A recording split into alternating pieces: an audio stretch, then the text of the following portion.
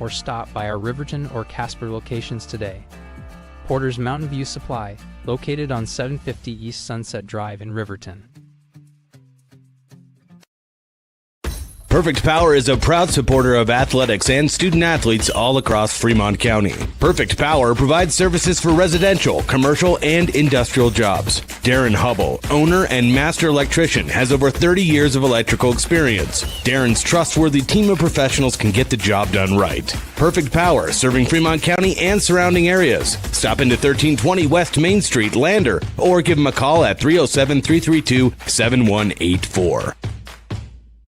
At Eyes on Fremont, we know that good vision is about more than just seeing clearly. That's why we're dedicated to providing expert eye care for the whole family. From children's exams to contacts, LASIK to glaucoma treatment, we're here to help. We accept most insurance plans, and our experienced team will make sure you feel right at home. Schedule an appointment today at 111 South Broadway in Riverton, or give us a call at 307-856-9000. Visit Wyoming.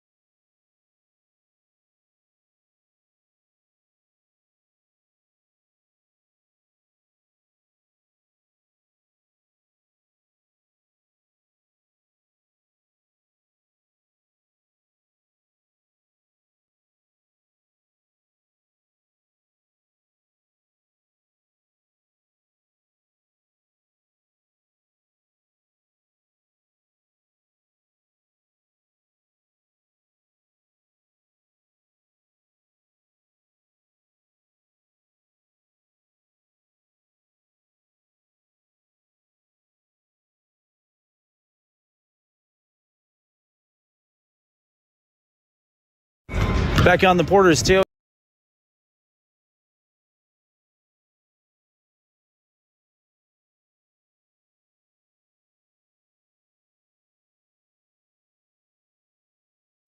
Back on the Porter's Tailgate Show, Mike Bosner, head coach of the Riverton Lady Wolverines, our guest.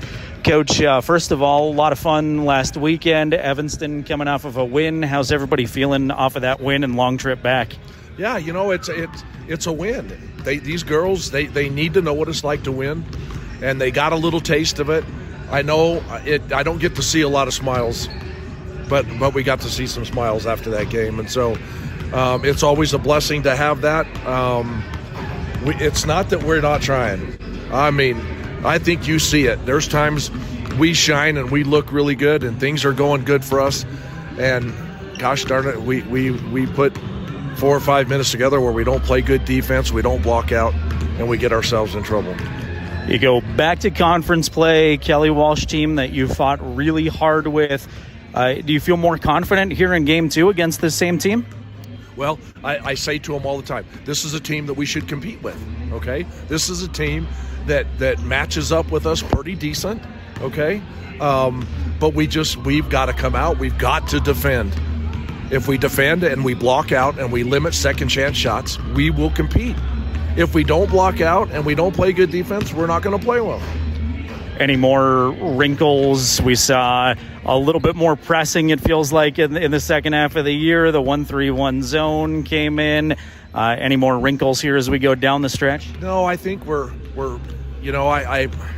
I'm always asking the girls, okay, what do you like? What is it that you want to do? Because everything that I make, that's something that we take into regionals. The 3-2 zone that we run, we call it war. They really like that, and they seem to move out of it well. So that'll be a staple. I love to play man-to-man, but again, you understand why we don't, because we play with our hands and not our feet, and we get in foul trouble, and so we got to be careful how much man-to-man we play. Offensively, shooting definitely picked up in the Evanston game. We see that in wins.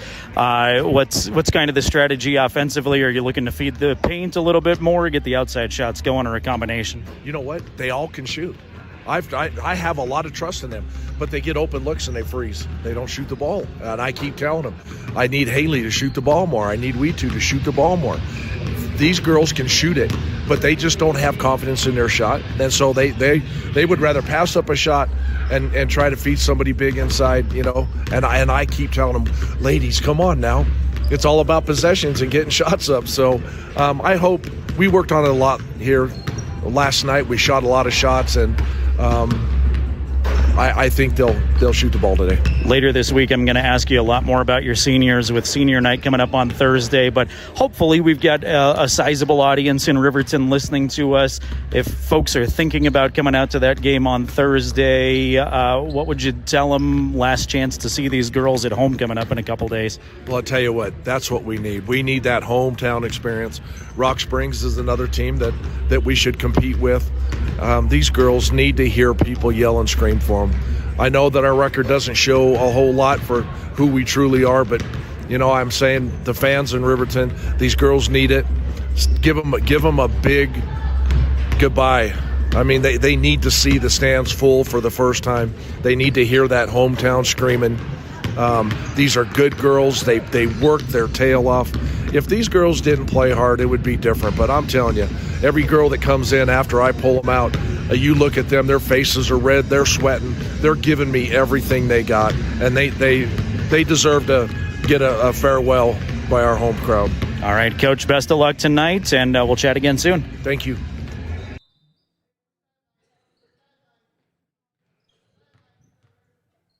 Back on the port.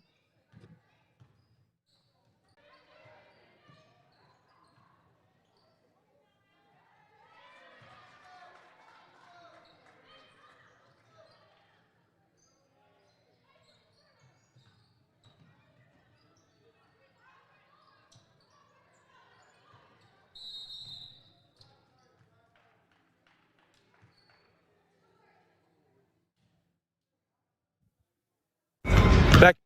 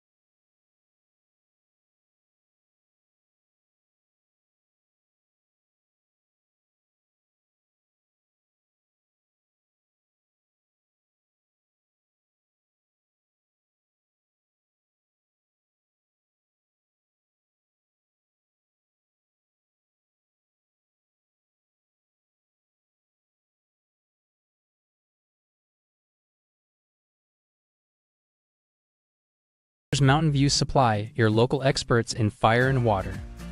We got everything you need for new installs to accessories, and don't forget our great selection of stoves, grills, and spas. We've been serving Wyoming for over 40 years, so you know you can trust us for quality products and expert service. Visit portersmbs.com or stop by our Riverton or Casper locations today. Porter's Mountain View Supply, located on 750 East Sunset Drive in Riverton. Perfect Power is a proud supporter of athletics and student athletes all across Fremont County. Perfect Power provides services for residential, commercial, and industrial jobs. Darren Hubble, owner and master electrician, has over 30 years of electrical experience. Darren's trustworthy team of professionals can get the job done right. Perfect Power, serving Fremont County and surrounding areas. Stop into 1320 West Main Street, Lander, or give him a call at 307-332-7184. At Eyes on Fremont, we know that good vision is about more than just seeing clearly. That's why we're dedicated to providing expert eye care for the whole family. From children's exams to contacts, LASIK to glaucoma treatment, we're here to help. We accept most insurance plans, and our experienced team will make sure you feel right at home. Schedule an appointment today at 111 South Broadway in Riverton, or give us a call at 307-856-9000. Visit WyomingEyes.net to learn more. How many letters? 5 letters. Just think about, what am I doing right now? Smile. Smile? Uh-huh. This is so easy.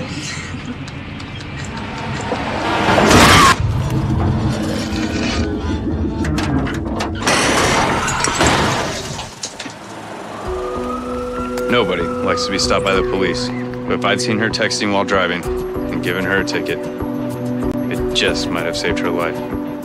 Myers Gambles is your one-stop shop for furniture, mattresses, and appliances in Lander, Wyoming. We have an unbeatable selection of furniture for your living room, bedroom, and dining room. Plus, we have the latest trends in home furnishings. Our mattresses are comfortable and affordable, and our appliances are built to last. Whether you're looking for a new TV, sofa, or refrigerator, we have the perfect finish, style, and function for your home. Visit us at 420 Main Street in Lander, or check out our website, landergambles.com.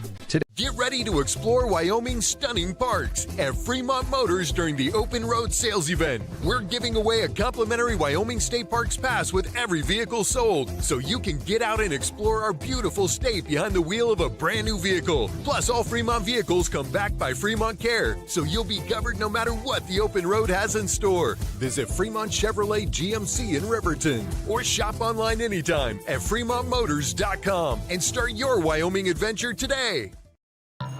See Allison at lunch today? I'm gonna text her. I'm gonna text Allison. Hey, hold up, Matt's calling me. Hey, we got the food and we're on our way right now. Hey, who's coming, bro? You're the one that needs help.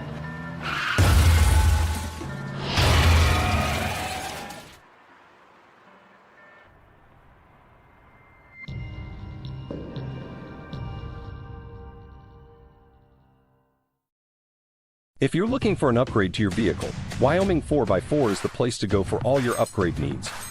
From lift kits to bumpers, grill guards to bed liners, we've got everything you need to take your ride to the next level. We use top brands for our bumpers like Fab 4s, Ranch Hand, and Road and more.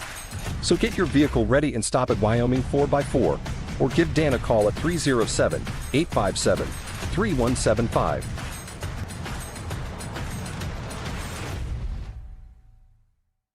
Wyoming Catholic College is a unique institution that offers an immersion in the Western tradition, the beauty and challenges of the wilderness, and the treasures of the Catholic spiritual heritage. Our mission is to provide a unique educational experience that nurtures the body, mind, and spirit. We are proud of our alumni success stories and the learning opportunities we offer through our academic outreach programs. Come and explore our campus in Lander, Wyoming. Make your home and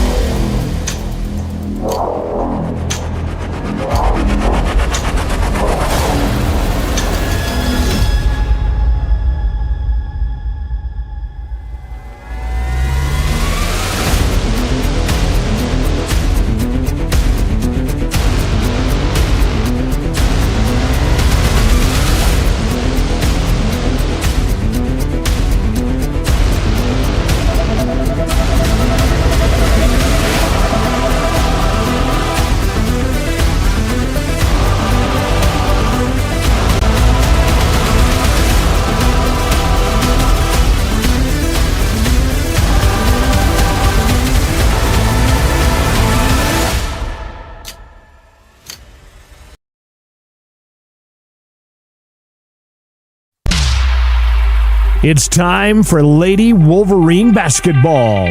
The community, come watch. You're going to be pleasantly surprised when you see just how hard these girls work and what they bring. I'm excited. I've got all the confidence in the world. Defensively, we're going to get it done. We're going to hold teams to one shot. You're going to see us push the floor in transition. You're going to see us a college-style basketball. To get us ready for tip-off, let's go courtside with the voice of the Lady Wolverines, Jared Anderson. And a very good Tuesday afternoon to you. We haven't had a whole lot of Tuesday basketball yet this season, but here we are, middle of the week. We welcome you to Casper, Wyoming. Jared Anderson, Jason Peterson, high atop Kelly Walsh High School's gymnasium, where we're set for a doubleheader of basketball between the Riverton Wolverines and Lady Wolverines, and Kelly Walsh Trojans and Lady Trojans. Coming up here in about 15 minutes, we've got girls basketball first. This is the Porter's Tailgate Show. As we count you down to kickoff, you'll hear some words from the Riverton Lady Wolverine first-year head coach Mike Bosner, and we'll get his thoughts on not only this game in front of us, but still reflecting off of an exciting win against Evanston last Saturday. That wasn't that long ago. Last time I saw you, Jason, and we were doing a broadcast together. And we'll also look ahead a little bit to senior night, which is coming up at Riverton High School on Thursday. Your last chance to catch these Lady Wolverines at home and say goodbye to some seniors on both the boys and girls basketball teams. Ladies matchup features Riverton, who comes in at 4-15 overall. Kelly Walsh is 8-10 overall. Kelly Walsh on a little bit of a winning streak here. They've been done very well, winners of their last 6 times out. These two teams met each other back on January 20th in Riverton. Game would go down to the stretch. It was a well-fought game, one of the better efforts in a loss, if that makes sense, for the Lady Wolverines. Ultimately, Kelly Walsh would pull away and win 43-37. So it's a game and an opponent here in conference play now that Riverton thinks they can hang with, and they'd love to showcase that tonight here at Kelly Walsh High School. But like I said, Kayla Gilliam's team is playing some of their best basketball right now on kind of a hot streak. So it'll be tough here, a tough matchup for the Lady Wolverines, but a team that matches up well against them, they think, so far this year. Kayla Gilliam, as I mentioned, is the head coach of the Kelly Walsh Ladies. She's in her second year. They did qualify for state last year. They had a losing record, ultimately would finish 7-19, but they got hot about this time of the year and won some games late, qualified at regionals, went to the state championship, and it really started turning some heads when basketball games count the most here down the stretch of the season. So she's trying to repeat that in her second year with the program. This Kelly Walsh team has never won a state championship in girls basketball history. They did finish second way back in 1982, but that was their best finish as a girls basketball program so far. We'll break down some more information on these two teams as the Porter's Tailgate Show rolls along, and that conversation with the coach, Mike Bosner, is coming up in just a couple of minutes. About 11 minutes away from tip-off, this is the Porter's Tailgate Show. Porter Supply Companies at the corner of North Federal and Sunset in Riverton. They are your home for stoves, spas, and pellets, and so much more. Great customer service. We thank Porter Supply Company for being part of the broadcast, allowing us to bring you live video coverage on County 10's YouTube channel and radio coverage on 105.1 Jack FM. We're back in just a couple of minutes with more of the Porter's Tip-Off Show here on the County 10 Sports Network. Mountain View Supply, your local experts in fire and water. We've got everything you need for new installs to accessories, and don't forget our great selection of stoves, grills, and spas. We've been serving Wyoming for over 40 years, so you know you can trust us for quality products and expert service. Visit portersmvs.com or stop by our Riverton or Casper locations today. Porter's Mountain View Supply, located on 750 East Sunset Drive in Riverton. Myers Gambles is your one-stop shop for furniture, mattresses, and appliances in Lander, Wyoming. We have an unbeatable selection of furniture for your living room, bedroom, and dining room. Plus, we have the latest trends in home furnishings. Our mattresses are comfortable and affordable, and our appliances are built to last. Whether you're looking for a new TV, sofa, or refrigerator, we have the perfect finish, style, and function for your home. Visit us at 420 Main Street in Lander or check out our website, landergambles.com.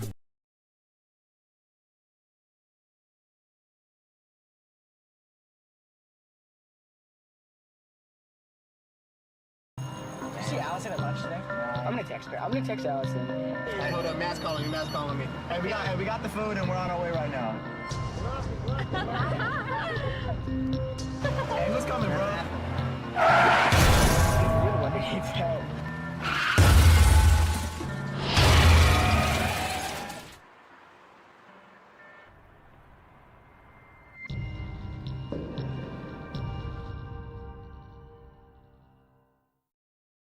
At Eyes on Fremont, we know that good vision is about more than just seeing clearly. That's why we're dedicated to providing expert eye care for the whole family. From children's exams to contacts, LASIK to glaucoma treatment, we're here to help. We accept most insurance plans, and our experienced team will make sure you feel right at home. Schedule an appointment today at 111 South Broadway in Riverton, or give us a call at 307-856-9000. Visit WyomingEyes.net to learn more.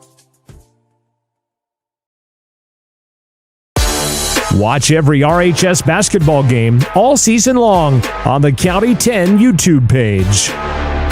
Porter's Tailgate Show continues from Kelly Walsh High School. Jared Anderson and Jason Peterson with you high atop the K-Dub Gymnasium. We're set for a doubleheader of basketball that's going to start right on time this evening with varsity action here. Saw the Riverton girls JV team defeated in this gym. Unfortunately, we don't have a result on the boys game because they're playing over in the auxiliary gym, but we'll try to pass whether they won or lost on to you here before the broadcast is over if we get that information provided to us. Let's hear from the head coach of the Riverton Lady Wolverines as they're set to do battle with a conference opponent, a team they lost to by 6 points just a few days ago, and hope to compete here on the road with Kelly Walsh. Head coach in his first year of the Lady Wolverines, Mike Bosner. Back on the Porter's Tailgate Show, Mike Bosner, head coach of the Riverton Lady Wolverines, our guest. Coach, first of all, a lot of fun last weekend. Evanston coming off of a win. How's everybody feeling off of that win and long trip back? Yeah, you know, it's a win. These girls, they need to know what it's like to win, and they got a little taste of it. I know I don't get to see a lot of smiles, but we got to see some smiles after that game, and so it's always a blessing to have that. It's not that we're not trying. I mean, I think you see it. There's times we shine and we look really good and things are going good for us, and gosh darn it, we put 4 or 5 minutes together where we don't play good defense, we don't block out, and we get ourselves in trouble. You go back to conference play, Kelly Walsh team that you fought really hard with. Do you feel more confident here in game 2 against this same team? Well, I say to them all the time, this is a team that we should compete with, okay? This is a team that matches up with us pretty decent, okay? But we've got to come out. We've got to defend. If we defend and we block out and we limit second chance shots, we will compete. If we don't block out and we don't play good defense, we're not going to play well. Any more wrinkles? We saw a little bit more pressing, it feels like, in the second half of the year. The 1-3-1 zone came in. Any more wrinkles here as we go down the stretch? No, I think we're you know, I'm always asking the girls, okay, what do you like? What is it that you want to do? Because everything that I make, that's something that we take into regionals. The 3-2 zone that we run, we call it war. They really like that, and they seem to move out of it well. So that'll be a staple. I'd love to play man-to-man, but again, you understand why we don't, because we play with our hands and not our feet, and we get in foul trouble, and so we got to be careful how much man-to-man we play. Offensively, shooting definitely picked up in the Evanston game. We see that in wins. What's kind of the strategy offensively? Are you looking to feed the paint a little bit more, get the outside shots going, or a combination? You know what? They all can shoot. I have a lot of trust in them, but they get open looks and they freeze. They don't shoot the ball. And I keep telling them, I need Haley to shoot the ball more. I need We2 to shoot the ball more. these girls can shoot it, but they just don't have confidence in their shot, and so they would rather pass up a shot and try to feed somebody big inside, and I keep telling them, ladies, come on now, it's all about possessions and getting shots up. So I hope we worked on it a lot here last night. We shot a lot of shots, and I think they'll shoot the ball today. Later this week, I'm going to ask you a lot more about your seniors with senior night coming up on Thursday, but hopefully we've got a sizable audience in Riverton listening to us. If folks are thinking about coming out to that game on Thursday, what would you tell them? Last chance to see these girls at home coming up in a couple days. Well, I'll tell you what, that's what we need. We need that hometown experience. Rock Springs is another team that we should compete with. These girls need to hear people yell and scream for them. I know that our record doesn't show a whole lot for who we truly are, but I'm saying the fans in Riverton, these girls need it. Give them a big goodbye. I mean, they need to see the stands full for the first time. They need to hear that hometown screaming. These are good girls. They worked their tail off. If these girls didn't play hard, it would be different. But I'm telling you, every girl that comes in after I pull them out, you look at them, their faces are red, they're sweating, they're giving me everything they got, and they deserve to get a farewell by our home crowd. All right, Coach, best of luck tonight, and we'll chat again soon. Thank you. Mike Bosner, head coach of the Riverton Lady Wolverines, joining us on the Porter's Tailgate Show here on 105.1 Jack FM and streaming video coverage on County 10's YouTube channel.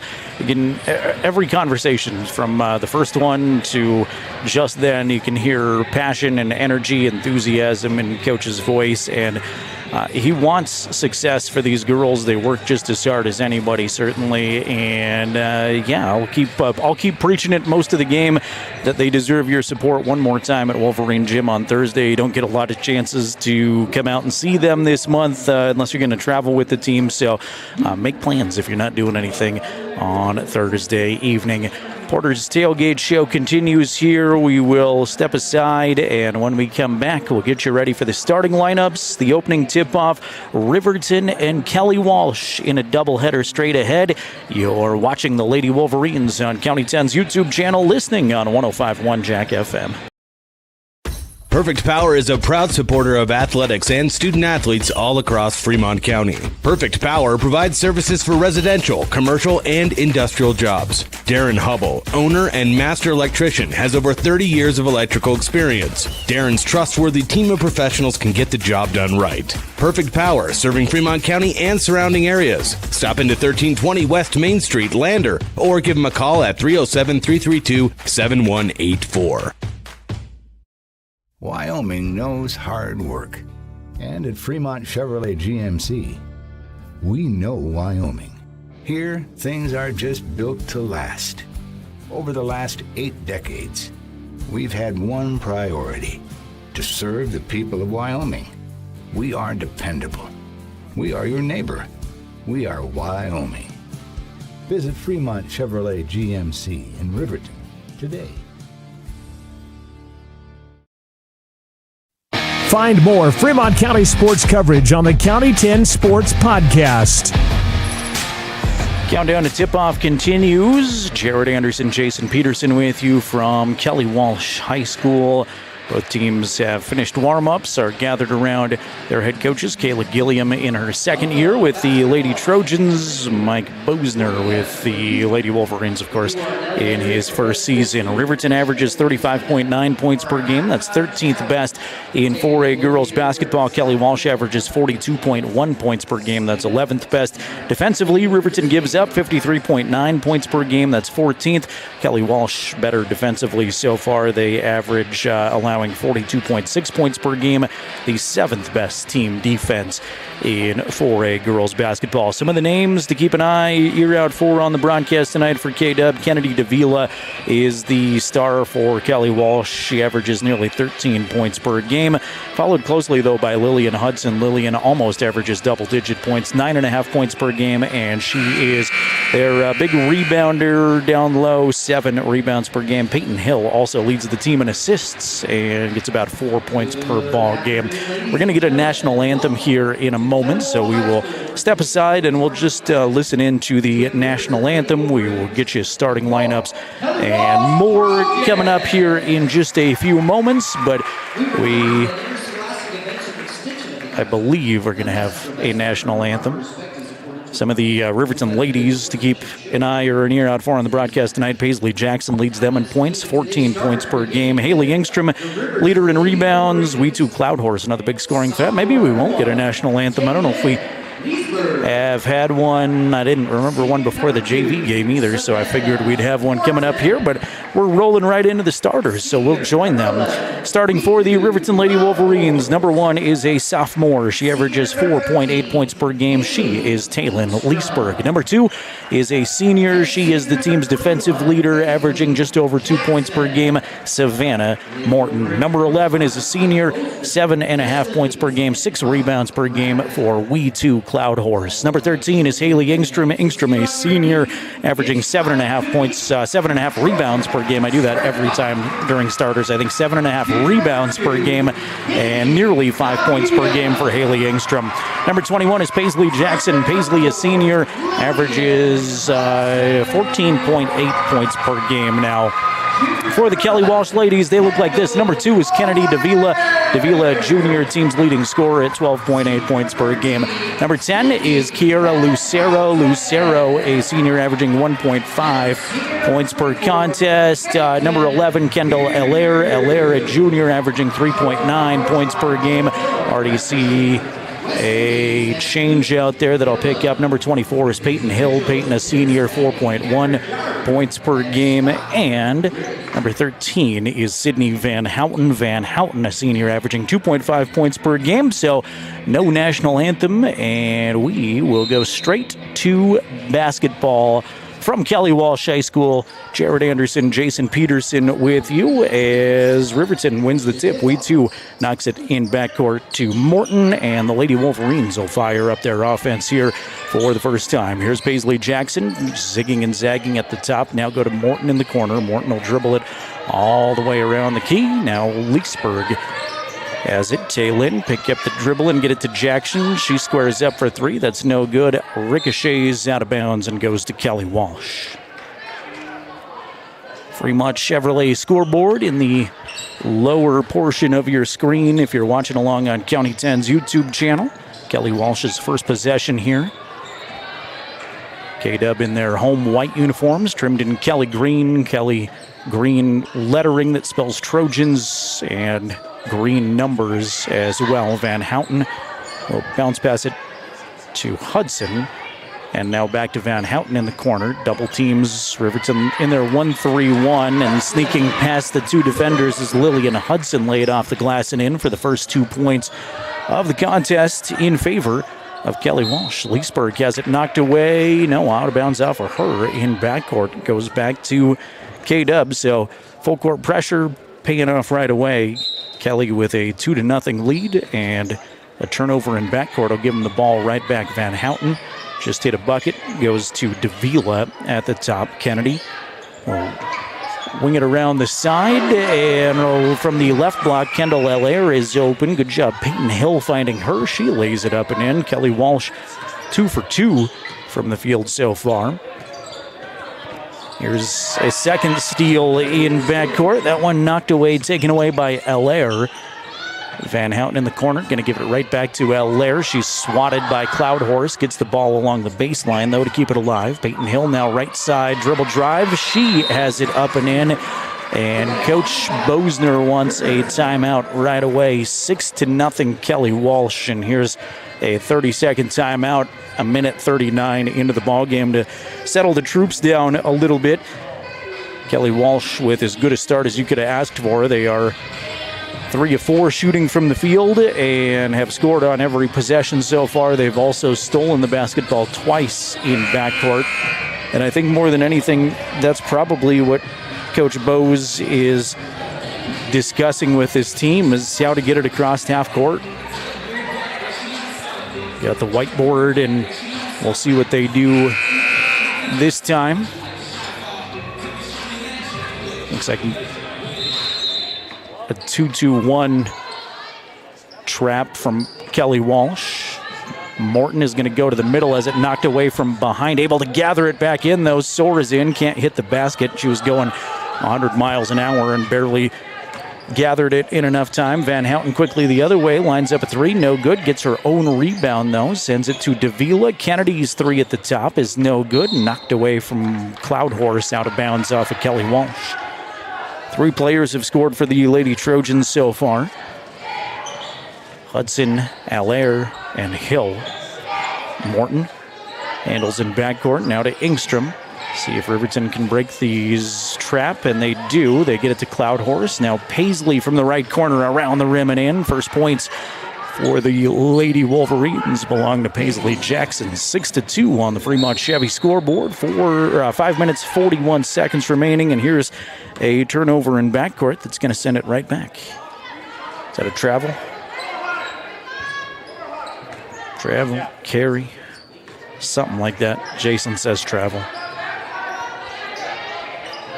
You got to spot me, Jason. I need all the help I can get. Leesburg will line it up for 3 at the top. That's no good. And the long rebound in the corner comes to Peyton Hill. Peyton has it knocked away from Leesburg. She's out of bounds, though. Really good hustle play by Taylin. Just what you want from a sophomore, too. Taylin has started all year as a sophomore and saw some varsity time last year as a freshman, too. But she continues to improve just about every single time out, it feels like. Pass too far deep for Lillian Hudson. Out of bounds. We'll go back to Riverton. Beautiful gym here at Kelly Walsh High School. The only thing that is a little bit wonky is on the side that they are currently on. There is not a lot of space between the wall and the baseline, it doesn't look like. And maybe that's a little deceiving with the paint job, but if you're going at full speed, there is not a lot there until you run into that wall. At this end, however, the end that Riverton's attacking on, there is a ton of space. So feels like shooting-wise, depth perception is going to be a little bit different. Ball knocked and taken away by Kennedy Davila. Davila will try to split some defenders, pick it up off the floor, scoop up a shot in the lane, and get it to roll in. Kennedy Davila, the 4th Lady Trojan in the scorebook. And here's a steal at midcourt. Peyton Hill going to take it away. Give it to Davila, who throws it right to Savannah Morton. Riverton will take it back, trailing 8-2, 4:40 remaining first quarter. Leesburg shows some signals at the top.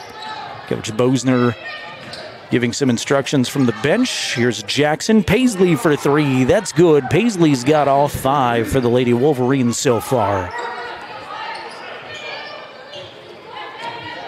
Hill will break the timeline, and now Jordan Kroger has checked in. She's grabbed and fouled by Paisley Jackson. First foul of the ball game on Paisley.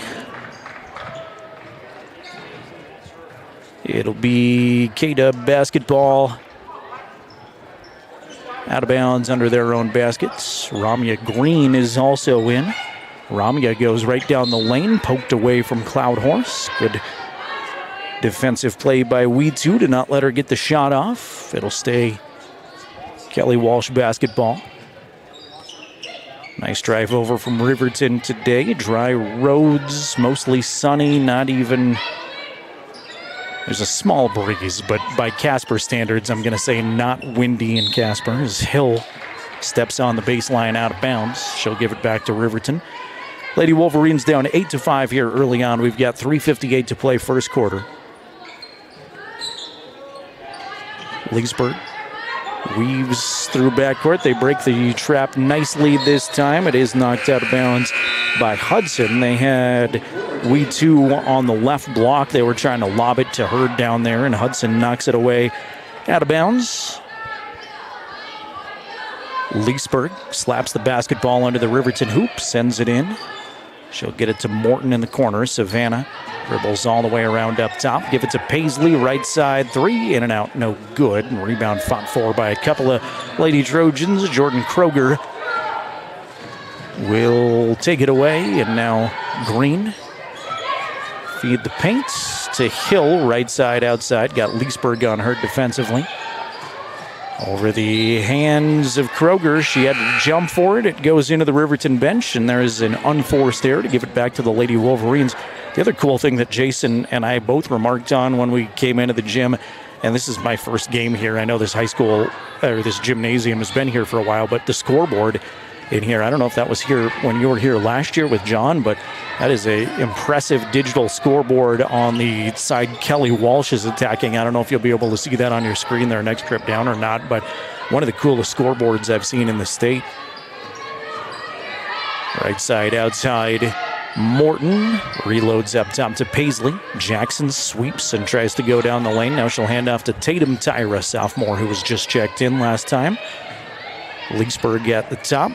Leesburg trying to get past her defender. Can't do it. She'll hand off to Jackson instead. Jackson, a runner on the right side, is no good. Rebound knocked around, kept alive by Paisley along the baseline. A loose ball is finally gathered in by Hill, and Hill is pushed and fouled by Taylin.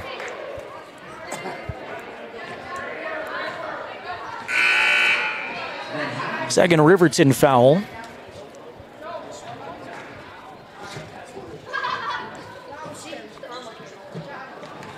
Kelly slowly marches it up the floor. Ramya Green sends it in the corner to Kroger.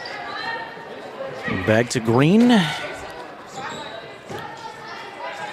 Also, Lucero checked in recently. Ramya going to throw it to nobody. Tried to throw it to the exit door. Thought the player was cutting outside when she went inside, and she chucked it towards the corner, and there was nobody there. Morton works it up the floor for Riverton. Lady Wolverines down by 3 early, 2:15 remaining first quarter. Leesburg dribble past the free throw line, has the ball stripped and taken away, went up with it, and Kroger got all ball, take it away. Here's Green for the team in green. We stop at the free throw line. 3 in the corner is good. Sydney Van Houten.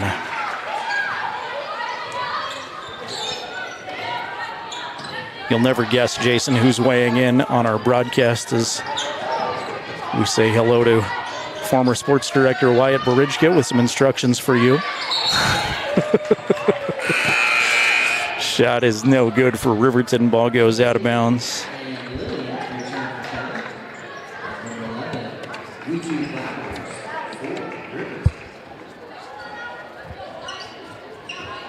Full court pressure will be set up by the Lady Wolverines. Kelly's going to break this nicely. Green across the time stripe is D'd up by Morton. Riverton in that matchup zone. We're going to leave Green open for 3. That's no good. Cloud Horse in there battling out of bounds. Riverton basketball. From way up here, I thought maybe we two had that last, but they'll say off of Kendall Allaire.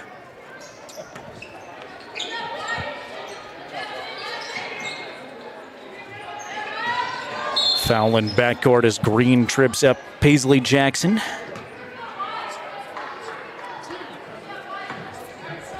First personal on Ramya, first foul on Kelly Walsh. K-Dub's going to steal this basketball away in backcourt. Van Houten intercepted the pass. Sydney to Allaire at the top, has Morton on her defensively. Kelly has built a 6-point lead back, 11-5, first quarter action.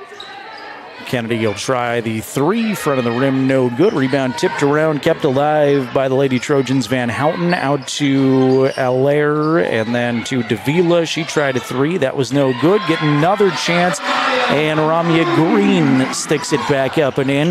Ramya's first points. 5 Lady Trojans have scored so far.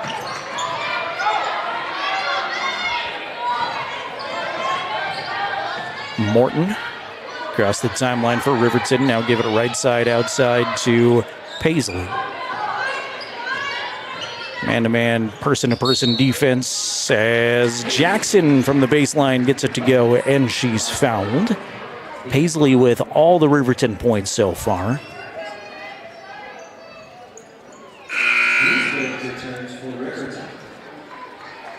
Taylor and Leesburg comes back out. Savannah Morton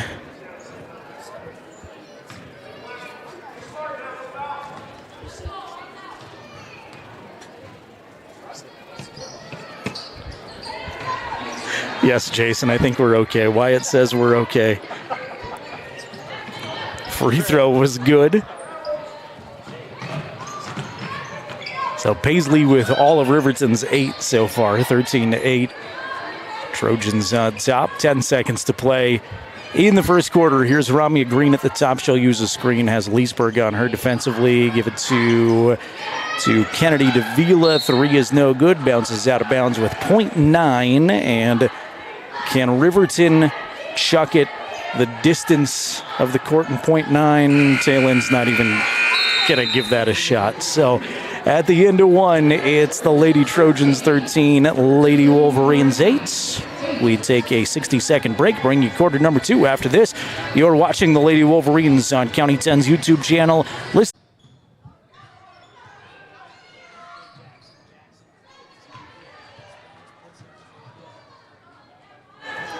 Welcome you back in here, hopefully, to Kelly Walsh High School. Got a lot of connectivity issues going on here, so if that continues to be a theme, just keep refreshing that YouTube stream. Hopefully, we'll get you back on, catch you up to speed here. 3:22 remaining second quarter. Kelly Walsh hit another bucket from Lillian Hudson while we were away, but that was really all you missed. A couple of missed shots by the Lady Wolverines, but as far as scoring, that was the only bucket here since we've been off, I believe. 19-10, Kelly Walsh on top of the Lady Wolverines so far. Here's an offensive foul going to be whistled on the Lady Wolverines. That is their second foul of the quarter.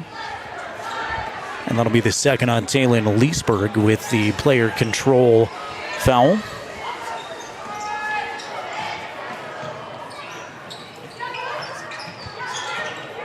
Ramia Green holds it at the top now, right side, baseline drive. Brooklyn Seago goes right past her defender, lay it up and in. And the Lady Trojans have built a 21-10 point advantage here. Second quarter action, they're going to get the ball right back to off of the hands of Leesburg in backcourt. And Kelly Walsh will take over. 2:49 remaining in the first half. Lillian Hudson, game's leading scorer for Kelly Walsh with 6. Paisley Jackson has 8 of Riverton's 10. Tatum Tyra, the only other player to score for RHS so far. Hudson to Green. Green will let a 3 go. That's no good. A rebound by Kelly Walsh. Blocked by Cloud Horse in there. Third chance is no good. Cami Paskett is taking it away for Riverton. They're going to break out with a 3-on-2. Paskett right side. Shot is no good. Missed the layup and taken away by Lucero, who's fouled in backcourt.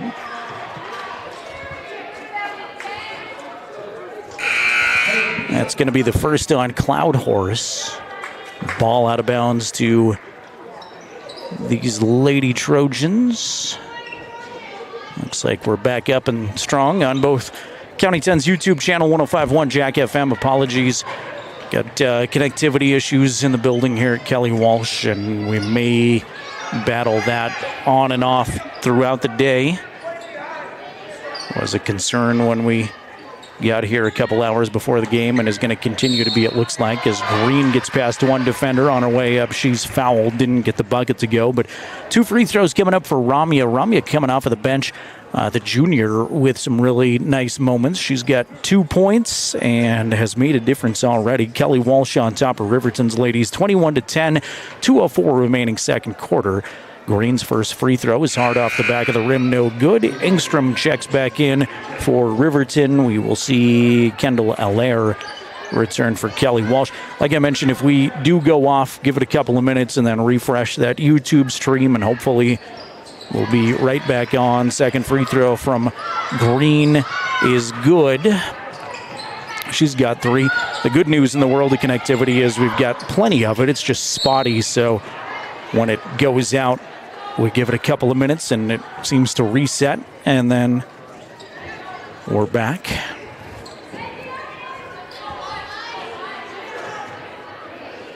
Morton has it at the top for the Lady Wolverines. Still plenty of ball game left, but Riverton could use some points here before they go into the locker room. Tyra will back it way up top. Tatum hands to Taylin. And right side we go to Savannah. Morton Crossover on the drive, wanted Engstrom. It's tipped out of bounds.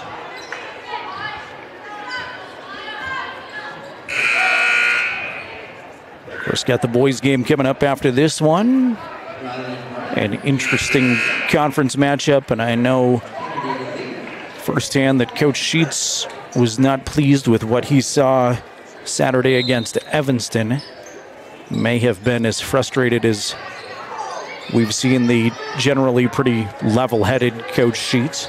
He's always kind with his time, and came up after that one in the Bailey Tire and Auto post-game show, and you could sense there was some frustration there. Just a really cold night of shooting, and team didn't perform as he'd hoped.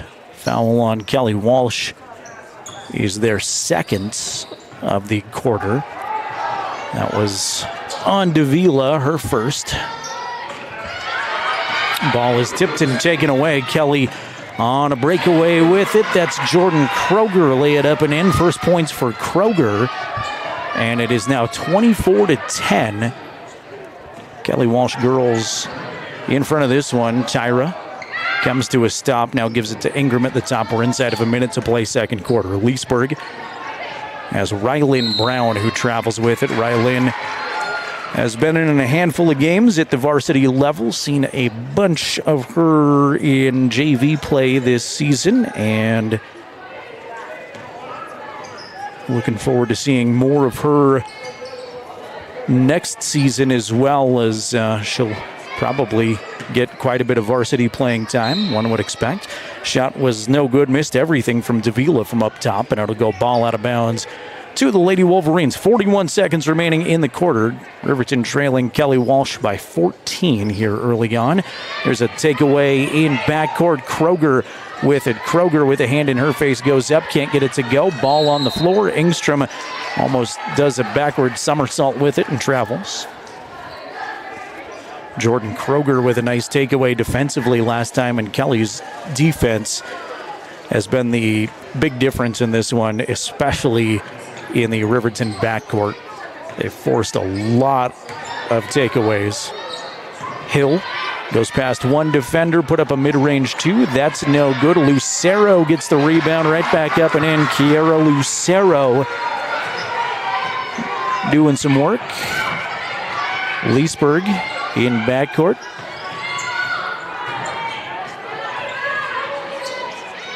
I've got 9 Lady Trojans that have scored so far. Takeaway from Kelly Walsh again at midcourt. Shot was no good by Kroger from the right side. Knocked out of bounds off of Engstrom. Stays Kelly Walsh basketball. Just 2.2 seconds remaining in the quarter. They'll inbound under their hoop, up by 16. Here's Davila from the top. High arcing three is no good at the buzzer.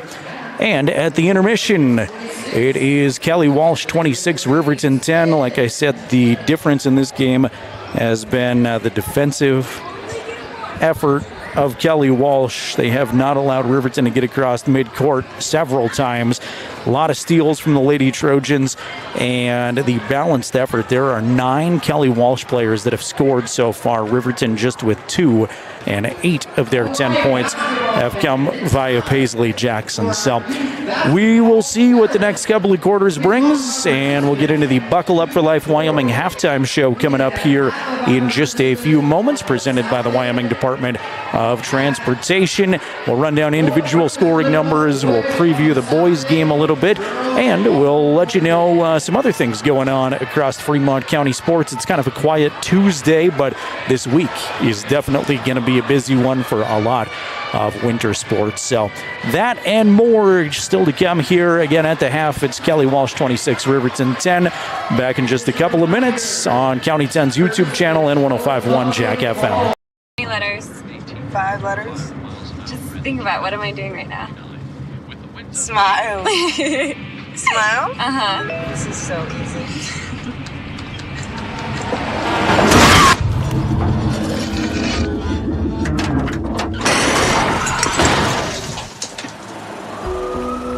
Nobody likes to be stopped by the police. But if I'd seen her texting while driving and given her a ticket, it just might have saved her life. This is Maven. Award-winning optics for the adventurous. From binoculars to spotting scopes, Maven has you covered. Be prepared for scouting, wildlife watching, or any outdoor adventure. As a proud sponsor of local high school sports, we wish all the Fremont County athletes the best of luck this season. Visit mavenbuild.com for more information and to order. Maven, discover something new.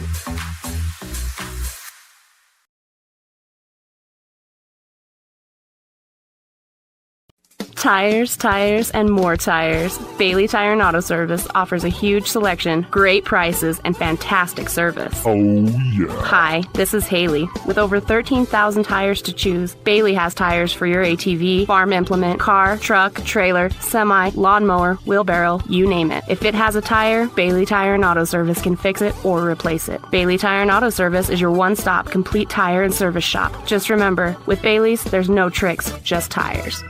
Central Bank and Trust is a local bank that is focused on technology and convenience. We have a simpler online mortgage application process.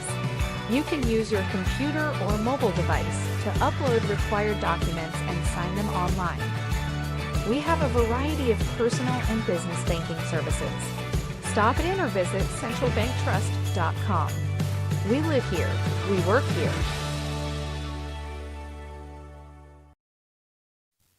Read all about the Fremont County Sports Weekend at county10.com. We have made it to the Buckle Up for Life Wyoming halftime show. At the break, Kelly Walsh ladies lead Riverton 26-10 here in conference basketball. I want to thank the Wyoming Department of Transportation first and foremost here at halftime for making this coverage possible. They remind you to wear your seatbelt every trip, every time. It's just after 5 o'clock, so quitting time in Fremont County for a lot of people. And if you just got off of work and are heading home, make sure that seatbelt is fastened. It saves lives. It takes a second to put it on. Buckle up for Life Wyoming. At the break, Kelly Walsh up by 16. Let's take a look at individual first half scoring numbers. Like I mentioned, 8 out of the 10 Riverton points have come via their senior scoring leader, Paisley Jackson. The only other 2 points so far off a field goal from Tatum Tyra off the bench.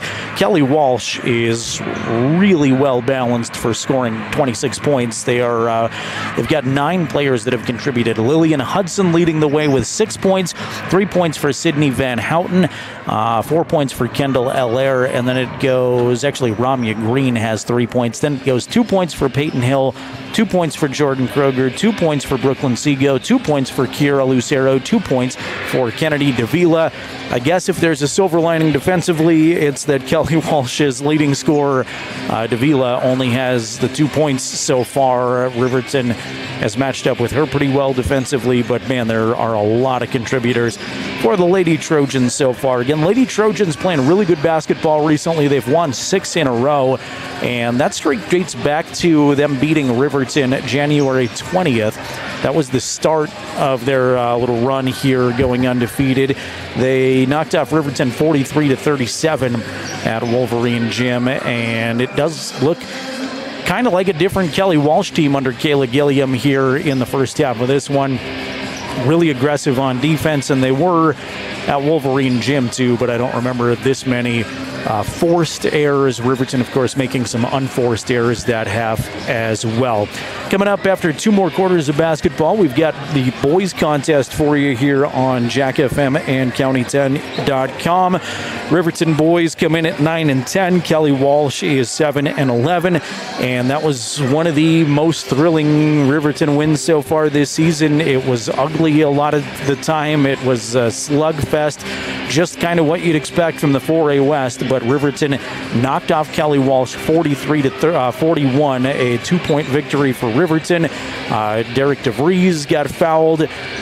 Kelly Walsh fans, and again, there's controversy in every little whistle that comes down to it in 4A basketball, but Kelly fans were not happy with the last couple of calls. DeVries got a couple of free throws, knocked them both in. and then marched it down the floor to try to tie the game. Thought that there should have been a defensive foul called. Nothing was called there.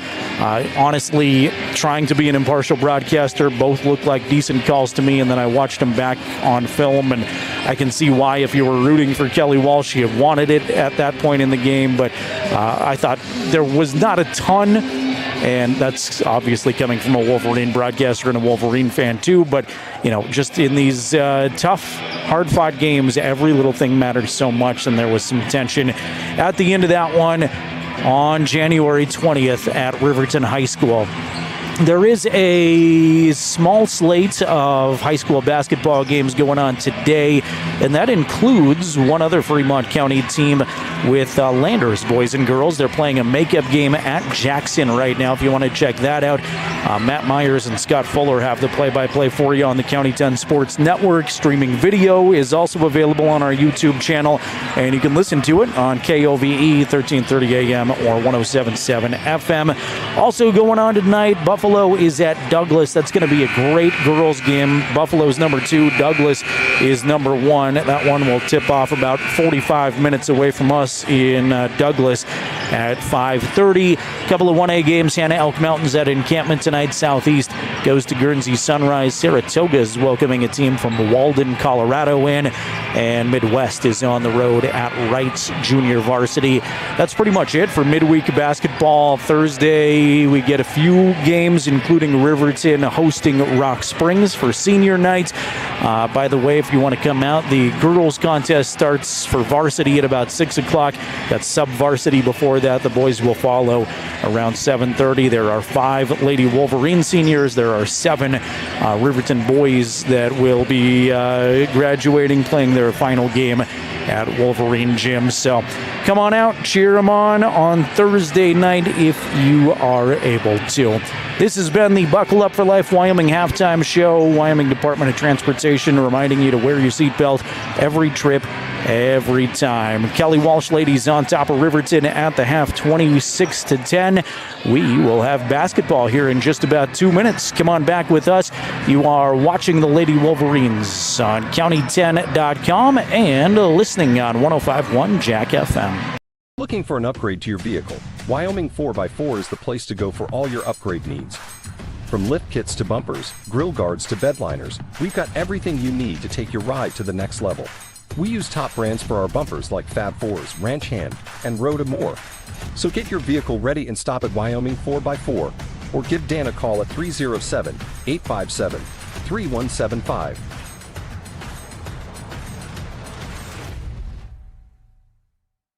Wyoming Catholic College is a unique institution that offers an immersion into Western tradition, the beauty and challenges of the wilderness, and the treasures of the Catholic spiritual heritage. Our mission is to provide a unique educational experience that nurtures the body, mind, and spirit. We are proud of our alumni success stories and the learning opportunities we offer through our academic outreach programs. Come and explore our campus in Lander, Wyoming.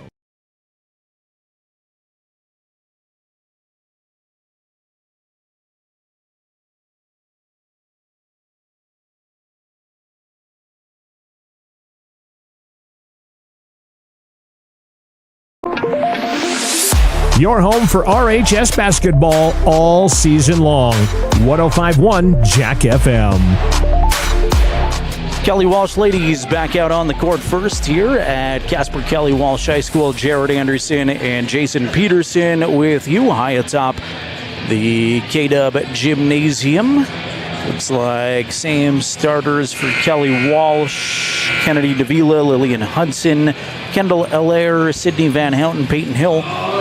And same starters for Riverton, Haley Engstrom, Paisley Jackson, We2 Cloudhorse, Savannah Morton, and Taylin Leesburg. We've switched sides. Riverton in the away black uniforms.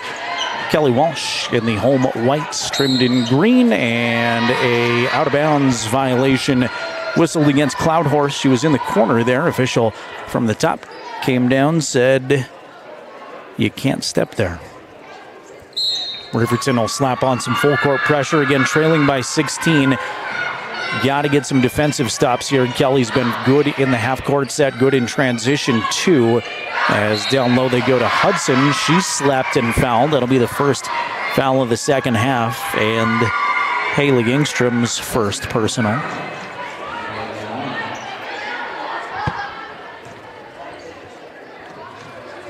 So 2 free throws for Lillian. First one is in and out, no good. The junior averages almost 10 points a game, just a shade under that. She's also the team's leading rebounder. Shot number 2 is good. You can hear the buzzer going off from the auxiliary gym. I don't know if there's still basketball over there or not. I know the JV boys were playing over there. I can't imagine they still are, but maybe they're just testing the buzzer. Out of bounds off of Savannah Morton. Knocked away from Savannah off of Kelly Walsh. 17-point lead is their largest. Just 32 seconds old in the corner. Leesburg looking for a long time. Had Morton, and that's tipped off a Kelly Walsh player. Nope, it will go to Kelly Walsh. Official up top, I thought, pointed to Riverton, but they'll give it back to Kelly Walsh. Basketball player that Taylin was looking for. Thought she was going one way, went the other. Zigged when she thought she was going to zag, and there's another Riverton foul on the way up. Kendall Allaire will get a couple of free throws. That'll be the third foul, by the way, on Paisley Jackson. Second of the quarter. Both have been shooting fouls so far. First for Kendall is good. Allaire now with 5 points. Her first time at the line this evening. Second for Kendall, front rim, no good. Good block out by Haley. She takes it away and hands off to Morton. Savannah's going to work it up the floor. Left side, she goes to Paisley. Jackson will go down the lane, is pushed to the floor, and she will get free throws out of this. So we've played 55 seconds, and these will be free throws 5 and 6 in the first 55 seconds of third quarter action. First for Riverton. That was the first foul on Kelly Walsh and the second personal on Van Houten. First for Jackson, too strong.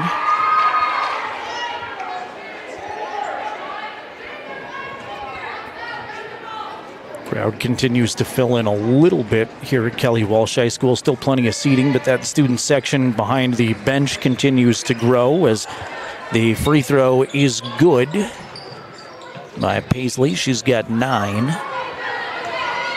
First Riverton point in quite a while, 28-11, racing all the way down the floor. Davila lay it up and in. A 19-point Lady Trojan advantage, 1:15 to play third quarter action. Here's Paisley, has it poked away by Davila. They both go to the floor. Paisley's able to keep it. Give it to Leesburg. Taylin, right-hand dribble, surveys the floor. Now dribble it all the way into the corner. She'll try to back in on the baseline, falls down, keeps her dribble going really nicely. Give it to Jackson. Paisley for 3. Nope, long 2 is good from Paisley Jackson. Paisley, first player of the game in double digits with 11. Good look to Davila, who is open on a 2-on-1. She can't get it to go, but the follow by Hudson is good. Was Lillian who dished off to Davila on a 2-on-1 after Riverton got caught trying to trap in backcourt. And she's got 9 now. Riverton handles Kelly's full court pressure a lot better this time. They settle into their half court offense. Here's Jackson, right side, trying to do work on her defender. Double teamed, off balance shot is no good, and Hudson will take it away. Leesburg commits a foul in backcourt. Taylin's third. Actually, it was just a turnover. Was it turnover? Traveling violation? Okay, thanks, Jason. That's why I pay you the big bucks, Jason. I appreciate you. Jackson has it in the Riverton front court now. Hand back to Leesburg. Up top, Morton go to the corner. Engstrom squares up against Hudson, right in her face. Hudson's going to take it away now. Haley wanted to put it on the floor. Hudson reached in, snatched it away, and here comes Kelly Walsh with that 32-13 point advantage. 5:18 to play. Davila looking for more. Three-pointer is no good. Hudson gets the rebound. She can't get it to go, but she's fouled, and that'll get some noise out of the Kelly Walsh students. That'll be the second on We2, third team foul. I tried to give Leesburg one a moment ago, and she didn't commit the foul as the first free throw is good. So all three fouls this quarter have been on the shot. Lillian now the first player of the game in double digits for Kelly Walsh with 10. One more free throw to try to put her team up by 21, and she does. Well, this is a very different ball game from the first time that Riverton saw Kelly Walsh. It was a 6-point contest, and Riverton fought hard all the way through. They trailed most of the ball game, but was a lot closer than we are right now. Still plenty of time, but Riverton's got work to do. Morton will get it to Tyra, actually over Tyra's hands, and it's taken away again. Kendall Allaire will dish off to Kroger. Right hand layup is good. Jordan Kroger has got 4. Leesburg having trouble in backcourt, is bumped, and they're just going to say out of bounds. Thought maybe they would call a foul first, but they will not. And Peyton Hill's defense will force the turnover. Ramya Green at the top. Riverton back in his zone. I believe this is the 1-3-1 again. A little spaced out. Shot is no good from Kroger, and a foul on Kelly Walsh on the rebound. We'll give it back to the Lady Wolverines. Second team foul of the third quarter on the Lady Trojans. That one went on Lucero, and it's her first.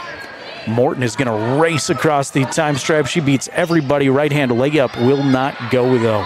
She had all kinds of space. Nobody came out to guard her, and there's a traveling violation on Green, so Riverton's going to get the basketball right back.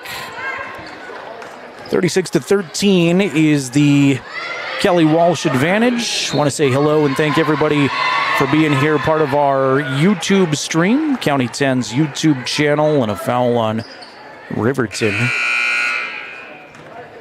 Check who this is on. That's on Savannah. Morton picks up her first.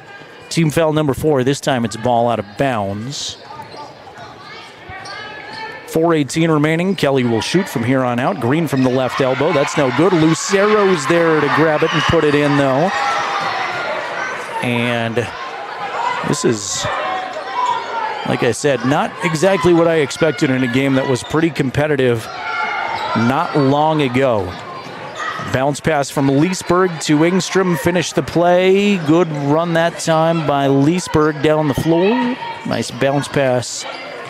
Haley's there to finish for her first points. Leesburg going to take it away in backcourt again. Taylin will spot up for 3 and drain it. Taylin Leesburg, with a nod to Haley Engstrom for finishing the play, has really propelled Riverton to that 5-0 run.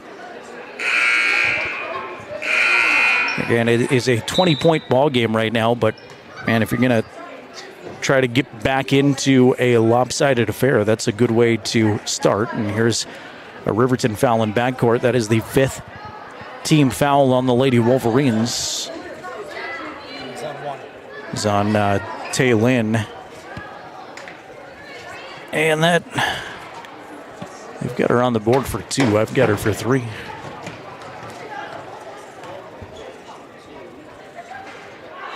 First shot is in and out for Peyton Hill. She's got one more. Still 3:41 remaining. Kelly Walsh in the bonus for the rest of the quarter.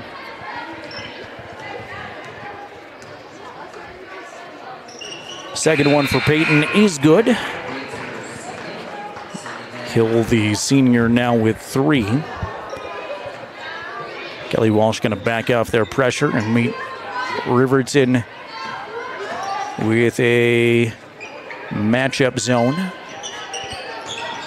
Jackson looks for Leesburg. Leesburg has some space. She'll try another three. That's no good.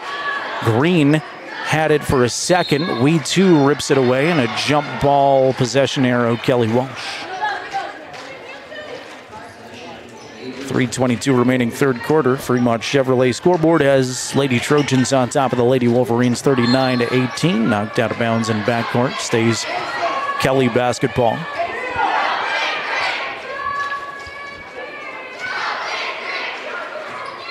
Lob for Hudson, and she is fouled by, if that's Paisley, that's going to be her fourth, and I think it is on Jackson. Official says 21, and it is Paisley's fourth foul, so Riverton's leading scorer both on the season and in the game in foul trouble with 3:19 to play third quarter, and more free throws coming up for Lady Trojans as Lillian Hudson toes the mark. First of two is on the way, front rim, no good.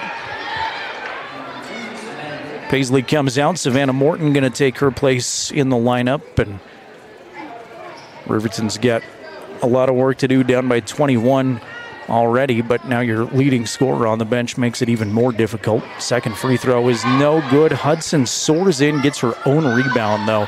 She was the shooter. Nobody blocked her out. Three from Van Houten. She thought twice about it, thought she was going to pull the trigger, and then she brought it back down. There's Hudson at the top. Around the horn they go. Good ball movement from Kelly Walsh. And now right side baseline drive from Van Houten is no good. Knocked out of bounds, goes to Riverton. Thanks for joining us. If you're just getting off of work, congratulations. You can watch these games when you get home on County 10's YouTube channel. Morton, three in the corner is no good. Green goes up high, grabs the board. Ramya is in a full sprint down the court. Now she's going to turn around and wait for her Kelly Walsh teammates with 2:35 to play third quarter. Van Houten will give it up to Kroger in the corner. Kroger's got Tyra on her defensively. Now right side block. That was Hudson who turned around, missed the shot. Quickly, Engstrom is one-on-one versus Kroger. Engstrom's going to lose the handle. They go to the floor after it. Tie up. Possession arrow says it stays with Riverton.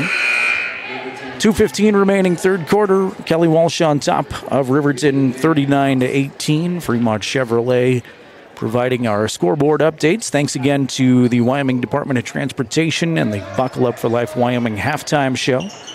Cloud Horse, bounce pass, and she's fouled. Right out of the inbound, Cloud Horse got a little bit of space, and as soon as she was going to go up with it, player draped all over her.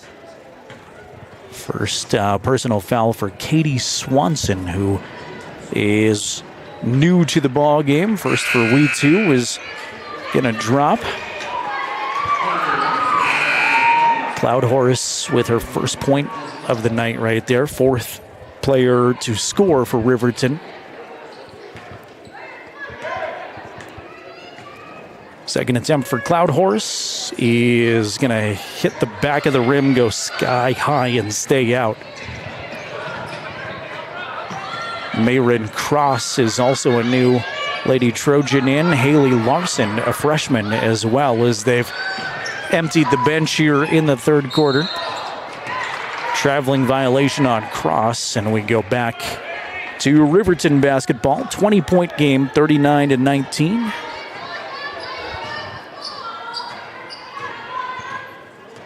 Riverton hosts Rock Springs on Thursday. Kelly Walsh will be on the road on Friday. Their only other game this week is at Cody. Look for Tyra down low is knocked away by Kendall Allaire. Stays Riverton ball under their basket. In the left corner, Haley Engstrom will stack him up. And still looking to throw it in. A long lob intended for Tyra, and Hudson's going to knock it away. Loose ball on the baseline. Hudson does a nice job keeping it in bounds, and a long down-court pass for Allaire. Allaire goes one-on-one off the glass and in. Kendall with her 7th point. Savannah D'd up by Green. We'll get it to Leesburg. Taylin dribble to the left elbow and dish off to Cloudhorse. Cloudhorse mid-range 2 from the left side is no good. Tie up on the rebound, and it's Trojan ball.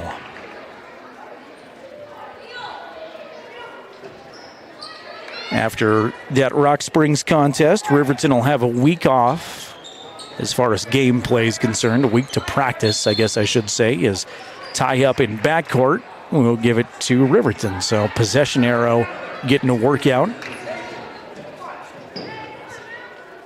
The final regular season game will come 1 week from this Thursday when Riverton closes things out at Cody. And then they'll be back at a place that we've become pretty familiar with, Rock Springs High School. Lob to the paint. Hudson takes it away for Kelly Walsh. We're at a minute to play third quarter. 22-point lead for Kelly Walsh. We'll be at Green River High School for regionals near the end of the month and the beginning of March. Here's Green for 3. Dish pans out. Leesburg will be up high to take it away. Taylin marches it across the midcourt stripe to Morton. She squares up for 3. Savannah's shot is short. Long rebound tipped by Tyra to Morton. Good job, Tatum. Tyra to hustle it down. There's Leesburg in the left corner. That's good for 3. Tatum with the save all the way around to Leesburg, and she knocks down her second triple of the ball game. Green in backcourt, throws it right to Cloudhorse. We too, right side is hammered from behind. She's got 2 coming up.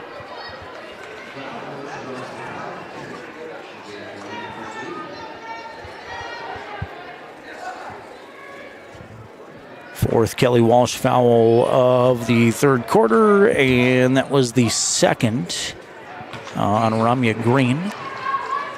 First for Cloudhorse drops. We two's got 1 more.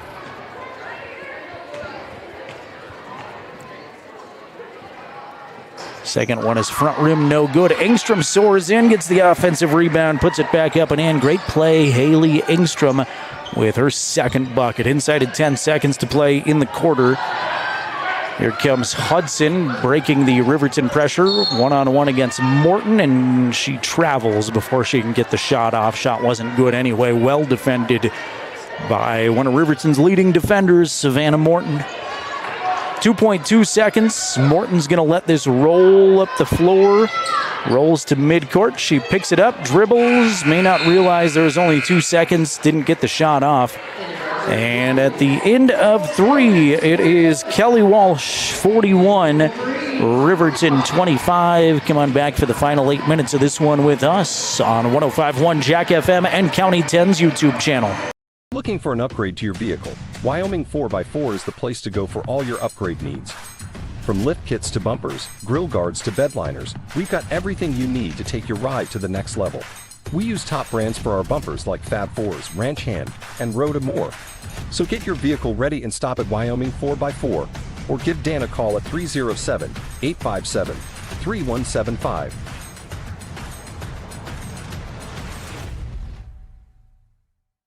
Wyoming Catholic College is a unique institution that offers an immersion in the Western tradition, the beauty and challenges of the wilderness, and the treasures of the Catholic spiritual heritage. Our mission is to provide a unique educational experience that nurtures the body, mind, and spirit. We are proud of our alumni success stories and the learning opportunities we offer through our academic outreach programs. Come and explore our campus in Lander, Wyoming. Watch the Wolverines on the County 10 YouTube page. Jared Anderson, Jason Peterson with you from Kelly Walsh High School. Fourth quarter is underway.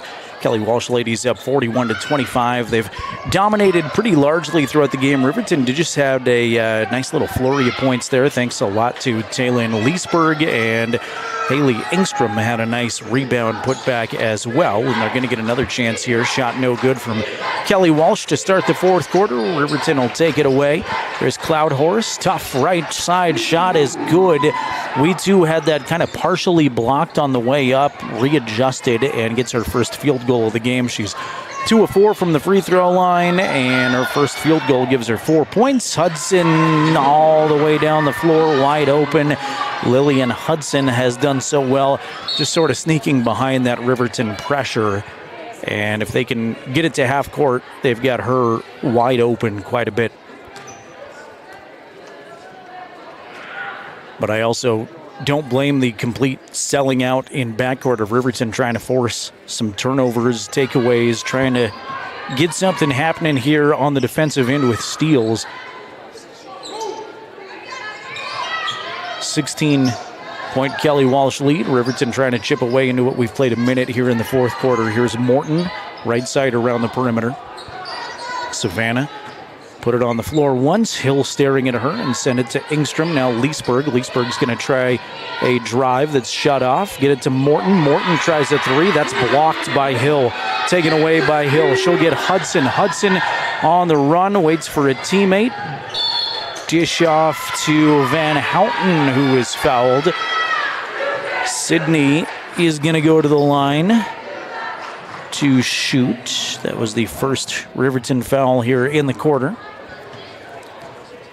And Sydney Van Houten will shoot two. Savannah Morton's second personal foul, by the way.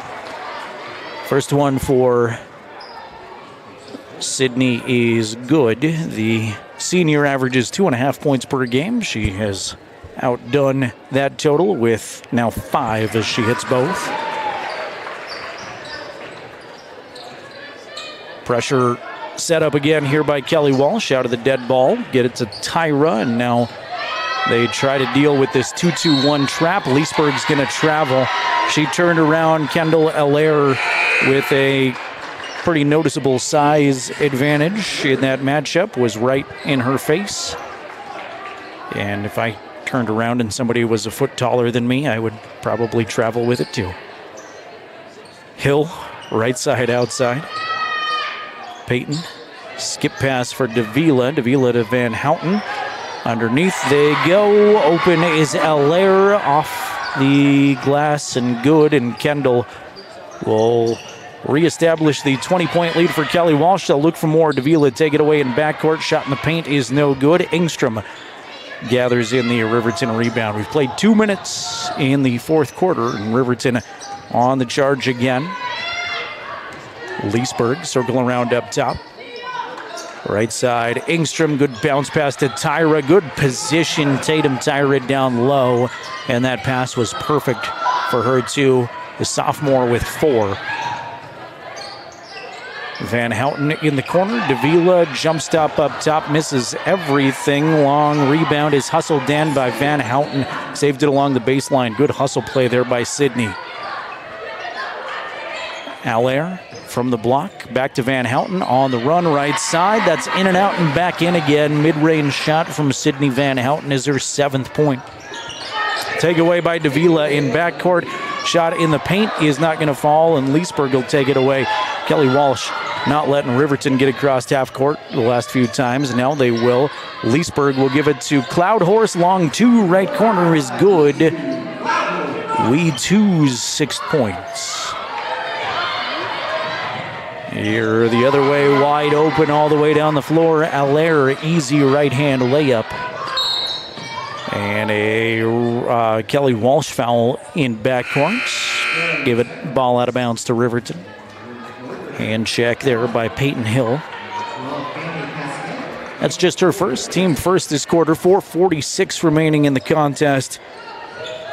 Kelly Walsh on top of Riverton's girls, 51-31.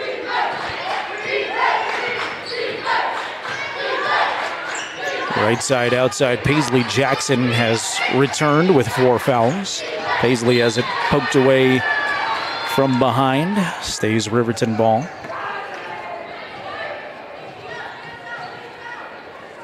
Kelly Walsh High School, the host again this year of state track and field. That won't be until May. Ball knocked out of bounds, stays Riverton ball again. Harry Geldine Stadium is just out the doors and around the corner.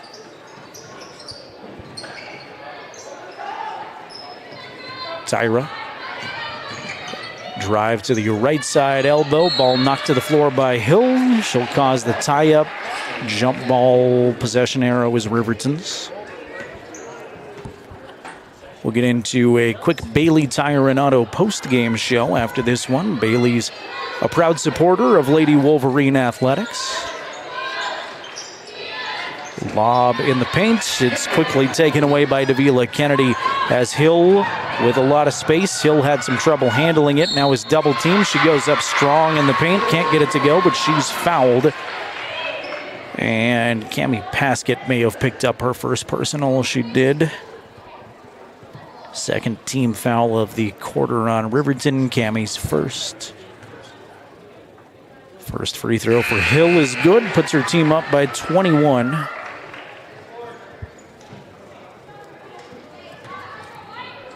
Peyton now 2 of 3 at the stripe.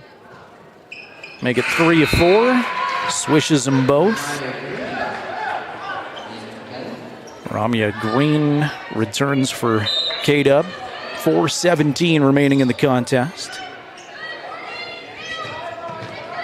Paskett in backcourt working against that full court pressure. We'll get it to Cloud Horse. Weed 2 to Tyra down the lane. Used the window and got it.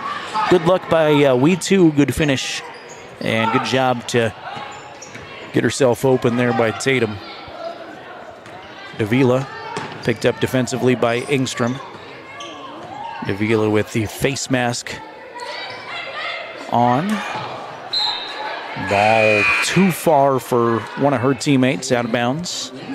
Goes back to Riverton. 20-point game, 3:46 remaining in regulation. Also want to thank our buddy Tyler Watson at State Farm. We'll select our Tyler Watson State Farm players of the game after this one is concluded.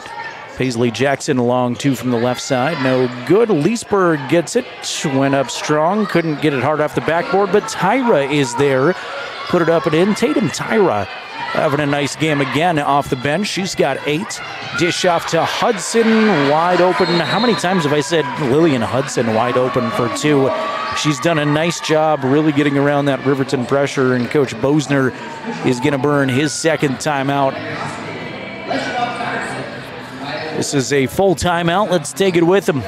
3:20 remaining. It's Kelly Walsh 55, Riverton 35. We're back in 60 seconds to wrap this one up. You're watching the Lady Wolverines on County 10's YouTube channel, listening on 105.1 Jack FM. Kane and Associates. CPAs is your go-to source for tax, financial, and business solutions. Our experienced professionals are trusted and know the numbers. We're dedicated to providing personalized attention to each of our clients. Whether you're an individual or a business, we're here to help with all your accounting needs. Let us do the math for you. Stop in or visit rivertoncpa.com to learn more. Introducing WyoGlass, your local glass experts. From windows to showers, we've got you covered. We're proud to be a part of the Lander community and a local sports sponsor. We're dedicated to serving all of Fremont County, so you can trust us with your residential and commercial windows and doors, auto glass, shower doors, and garage doors. For quality service and local support, choose WyoGlass. Visit us at wyoglassoflander.com or on Main Street in Lander today.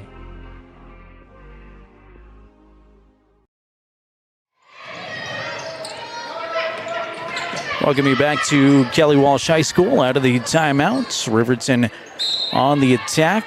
It's knocked away out of bounds off of a Lady Trojan, Brooklyn Sego, who just checked in, swatted away out of bounds. Fremont Chevrolet scoreboard has Kelly on top of Riverton by 20, 55-35 with 3:11 remaining in regulation. Boys contest coming up here in just a few minutes. Ramya Green takes it away on the inbound attempt.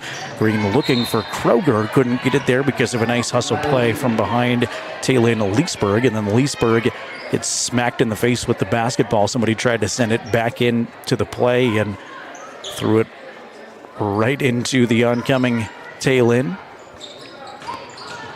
Davila, right side corner. Lucero against Tyra. She's smacked by Tyra on the way up, and Kiera is going to get a couple of free throws.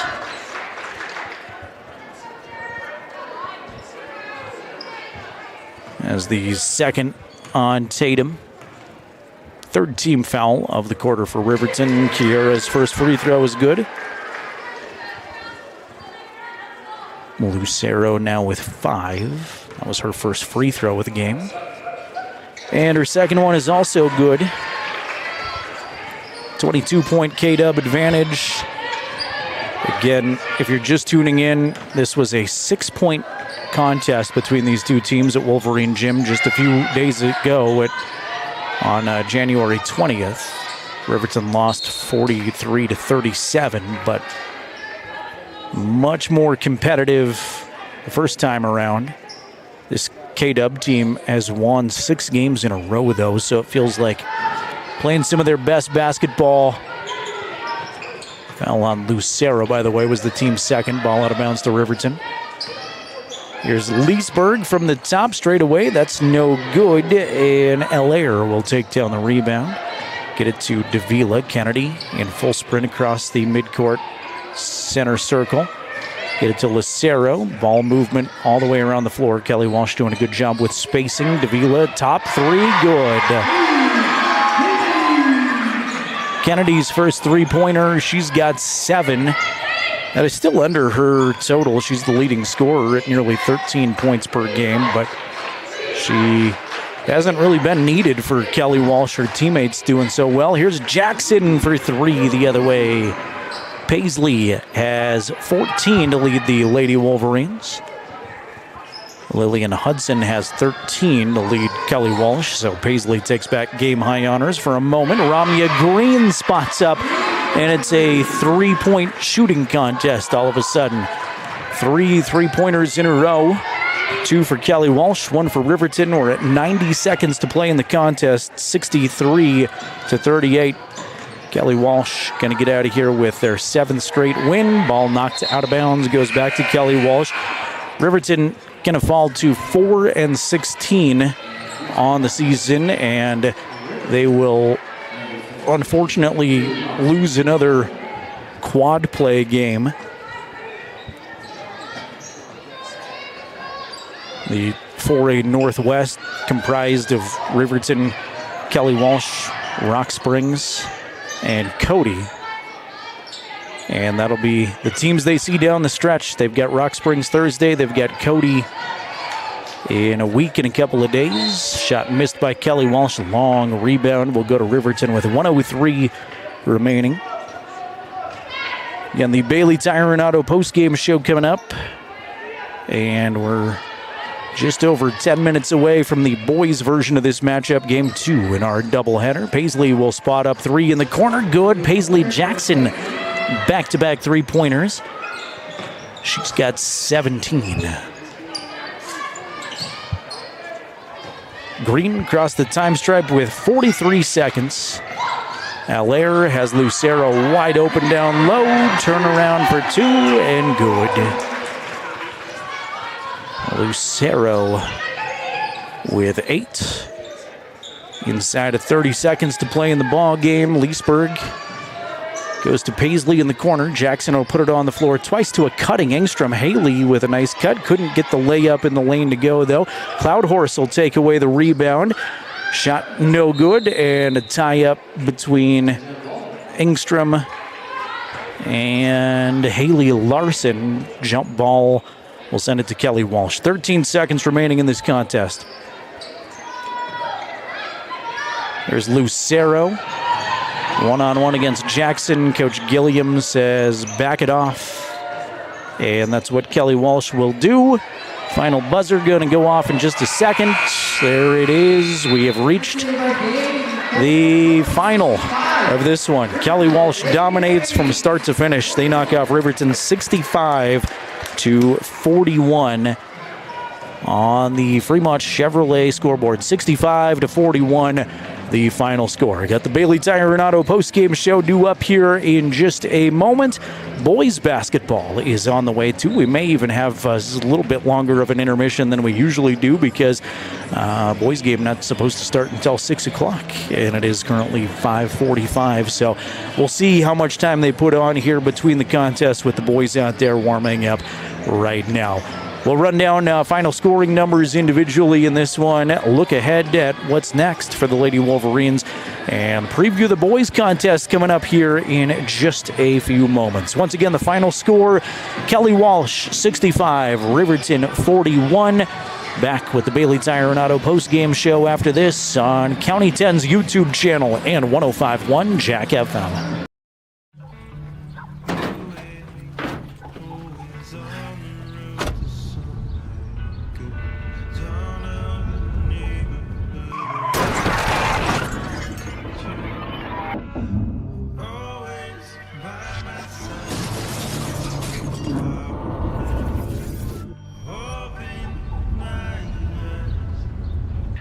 Why do we enforce seatbelt laws? Because in real life, you don't get a second chance. The Tyler Watson State Farm Agency is a proud supporter of Riverton High School Wolverine athletics. We understand the importance of community, and we're excited to be a part of it. As your neighbor, we're here to help you with all your insurance needs. We offer auto, homeowners, renters, business, and life insurance. So stop in and say hi, or give us a call today. The Tyler Watson State Farm Agency will be here for you.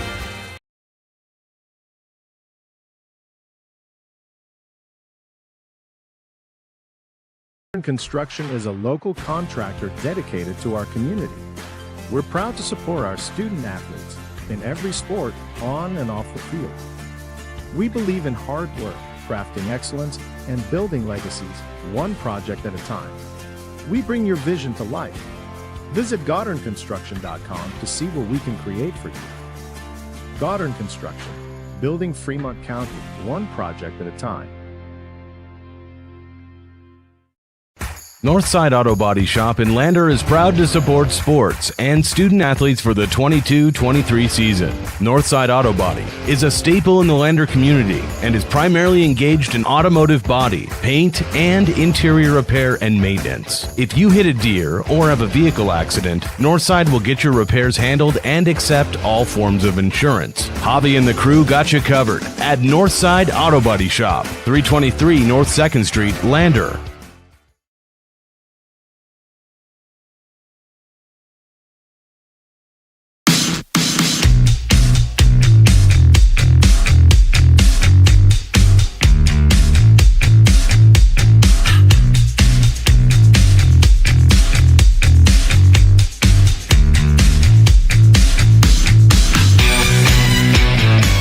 Welcome you into the Bailey Tire and Auto post-game show from Kelly Walsh High School. The Kelly Walsh ladies knock off Riverton in game one of our doubleheader, 65-41. Bailey's has two full-service tire shops, one in Riverton, one in Lander. They are the Tire Pros. Make sure your vehicle has the right tire, especially this time of year, any time of year, really. Tires are an important thing. And vehicle and Bailey's can help you with that. They've got 4 pit stop locations to fuel up and grab some snacks at in Fremont County. The Speedway Cafe, they've got the To Rent It All rental service and are involved in just about everything going on across Fremont County. So we thank Bailey Tire and Auto Service for their continued support of Riverton High School athletics. Let's take a look here at final scoring numbers. First for the Lady Wolverines, they were led by Paisley Jackson. Jackson finishes with 17 tonight. Tatum Tyra, I thought, had a really nice night off the bench, finishes with 8 points. Taylin Leesburg and Weedsu Cloudhorse both finish with 6. 4 points for Haley Engstrom, and that rounds out Riverton's 41 points. For the Kelly Walsh ladies, they were led in scoring by Lillian Hudson. Hudson finishes with 13 points. Only other player in double figures for Kelly Walsh was Kendall Allaire, who finishes with 11, but they had a lot of different contributors. 8 points for Kiera Lucero, 7 points for Kennedy Davila, 7 points for Sydney Van Houten, 6 points for Ramya Green, 5 points for Peyton Hill. Jordan Kroger finishes with 4. And then 2 points for Brooklyn Seago, and I am missing 2 points that I've shortchanged somebody in the Kelly Walsh ledger there. So apologies for that, but somebody else had 2 more points. But good effort from the Kelly Walsh ladies. They just look like a really different team from what we saw a few weeks ago. And, even though they still have a losing record, it's those teams that get hot near the end of the season, and maybe this K-Dub team peaking at the right time to be a tough out when it comes to regionals and perhaps state basketball. We'll see if Kayla Gilliam goes on a big run like she did last year. Took a team with a losing record to the state tournament, and they look poised for another one of those, honestly, right now, and even better than they were this time last year. Let's finish up the quick post-game show here by selecting our players of the game. It's made possible by our good buddy Tyler Watson at State Farm in Riverton. At State Farm, they're ready to protect your future. You can give Tyler Watson and his friendly staff a call today with all of your insurance needs. They're happy to help you out. They're happy to answer questions, too, which I found out. I don't know very much when it comes to insurance and all the adulting things and all the responsibilities in life. That seems overwhelming. So when I call Tyler's office, they're able to help me out and give me some great answers and not laugh at my really dumb questions. So thanks to Tyler Watson at State Farm for making that possible in our community and also being a continued Riverton High School athletics supporter. We'll go ahead and give a nod to Kelly Walsh in the victorious effort. I'm going to say Lillian Hudson, I thought, was their player of the game tonight, although you can give it to just about anybody up and down that roster. Lillian led them in scoring with 13 points and was able to sneak around the Riverton traps in backcourt and get open down the floor several times, especially in the second half. For the Riverton Lady Wolverines, I feel like I say this all the time. You can give it to Paisley Jackson. She finishes with 17. She didn't play a lot of the second half in foul trouble, but we'll give the nod again here to Tatum Tyra, who's been our player of the game once or twice before off the bench. The sophomore has been really impressive. She gets 4 buckets, 8 points, most of those in the paint. She came up big on the glass again, and Jason, in agreement with the selection. You've got really no say. I determined who it was already, but he he lets me know that Tatum is a good pick, which I appreciate. Tatum Tyra, our Tyler Watson State Farm player of the game. All right, we got boys basketball coming up. Game 2 of our doubleheader in just a few moments. We will reset the scene for you and get you into more basketball in just a couple of moments. Thanks to Bailey Tire and Auto Service making our post-game show possible. Again, Kelly Walsh's ladies defeat Riverton at 65-41. We're back in just a couple of minutes with the boys contest. You're watching Riverton High School basketball on County 10's YouTube channel and listening along on 105.1 Jack FM. This guy was driving way over the speed limit. Look at the damage. This guy was going a lot over the speed limit. Look at the damage. This guy was going a little over the speed limit. Look at the damage.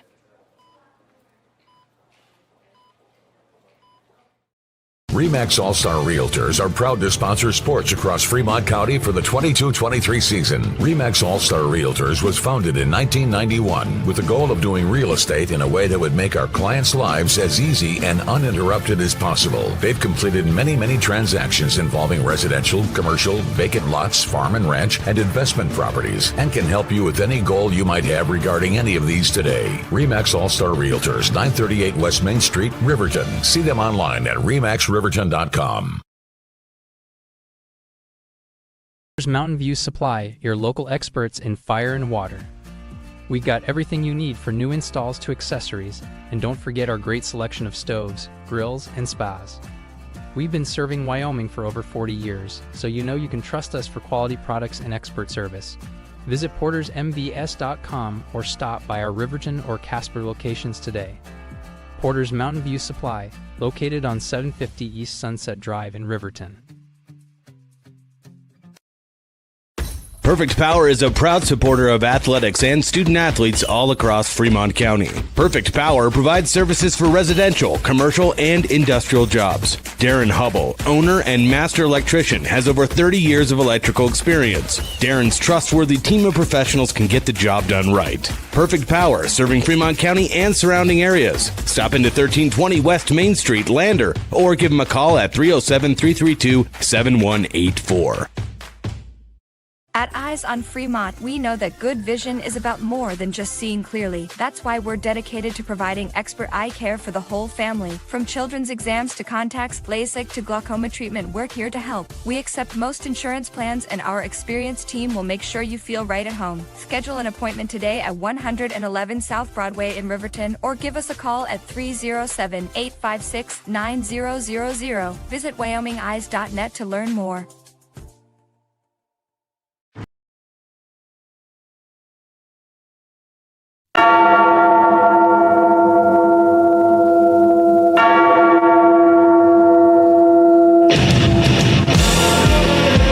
Wolverine basketball is on the air. Let's go courtside with the voice of the Wolverines, Jared Anderson. And a very good Tuesday evening wherever you are listening or viewing from. We welcome you to Kelly Walsh High School, Casper, Wyoming. I'm Jared Anderson, joined up here in the Kelly Walsh Crow's Nest with Jason Peterson, our trusty camera operator, making the trip again over here to Natrona County and enjoying a doubleheader of basketball. Jason makes it possible for you to check out the sights and sounds here with the camera production and the panning back and forth and all the other good stuff that Jason does here. We appreciate him very much. This is the Porter's Tailgate Show, made possible by Porter's Supply Company, North Federal and Sunset in Riverton. Your home for spas, pellets, and stoves. I got to make another run for wood pellets here soon to Porter's Supply Company. And man, I'm telling you, I would love a hot tub if anybody wants to get me an early Christmas present from Porter's Supply Company. Riverton and Kelly Walsh coming up here in just a few moments as the Riverton boys enter the contest. 9-10 overall. Not happy with what they saw last Saturday at Evanston. They did pick up a win last Friday at Green River, so they split the road trip. But Coach Sheets, a little bit of frustration on Saturday, wants to funnel that into some motivation against a good, scrappy Kelly Walsh team. Kelly Walsh is 7-11 overall. Their last meeting on January 20th, Riverton won, but it did not come easy at all. 43-41, that final score in what's best described, and I mean this positively, is just kind of an ugly, tough, rough and tumble basketball game. Looked like 4A West basketball with both teams getting after each other. Some scratches, some bruises. There were a few stoppages for players who had cuts and were bleeding, and it just was a hard-fought physical basketball game. So that might be what we're in for again here in matchup number 2 between these two teams on this Tuesday night. Riverton, like I mentioned, beat Green River, lost to Evanston last weekend. Kelly Walsh lost to Jackson and Star Valley on the road last weekend. And those are a couple of teams that they thought they matched up pretty well with. I think Star Valley is kind of sneaky, being one of the best teams in 4A basketball. But they thought they matched up pretty well with Jackson, and talking to some of the Kelly Walsh folks here before this one. So they're frustrated with their performance from last weekend as well. Randy Roden's in his 13th season as head coach of the Trojans. They did not qualify for the state championship last year, so they're also frustrated about that, trying to get some of these kids to the state tournament right here in Casper that were unable to make it last year. Kelly Walsh has a pretty rich history of winning basketball championships. They've got 2 under Randy Roden. Those came in 2019 and 2017. They've also got titles in school history in 1980, 1975, and 1974. As for this year's teams, Riverton averages 58.1 points per game, the 7th best scoring team in 4A boys basketball. Kelly Walsh averages 49.6 points per game, that's 14th. Defensively, Riverton allows 53.7 points per game, that's 9th. Defensively, Kelly Walsh likes to muddy it up. They like to hold teams to as few points as possible. They are the 4th best team in 4A defensively, allowing 50.3 points per game. Some of the names to watch: Mason Eager leads K-Dub in scoring, 14.5 points a game, nearly 5 rebounds a game. Jack Nichols averages 9.5 points per game, and Bo Barkley averages just over 6 points per contest. Riverton offensively led by the senior Parker Paxton, 20.3 points per game. Derek DeVries now has 14.8 points per game. He's the team's leading rebounder at 6.4 rebounds per game. Ty Sheets is also a key player for Riverton, averaging 8.6 points per contest. This has been the Porter's Tailgate Show. Thanks again to Porter's Supply Company. Looks like we will get a national anthem this time. So, as we stand here at Kelly Walsh High School and pause, we will listen in, let you enjoy the sights and sounds of our Star Spangled Banner on County 10's YouTube channel. And we'll listen along for those of you on 105.1 Jack FM. Over to the public address announcer. The Kelly Walsh High School Marine Corps JROTC Color Guard, directed by Master Gunnery Sergeant Fred Pickering. Tonight's Color Guard will be commanded by Cadet First Lieutenant Tessa Bannister, with Color Guard members Gunnery Sergeant Brandon Pickett, Cadet Sergeant Eric Schwartzrock, Cadet Lance Corporal Aurora Hollinger, Cadet Sergeant Joel Sherman. Please remain standing until the colors have been retired.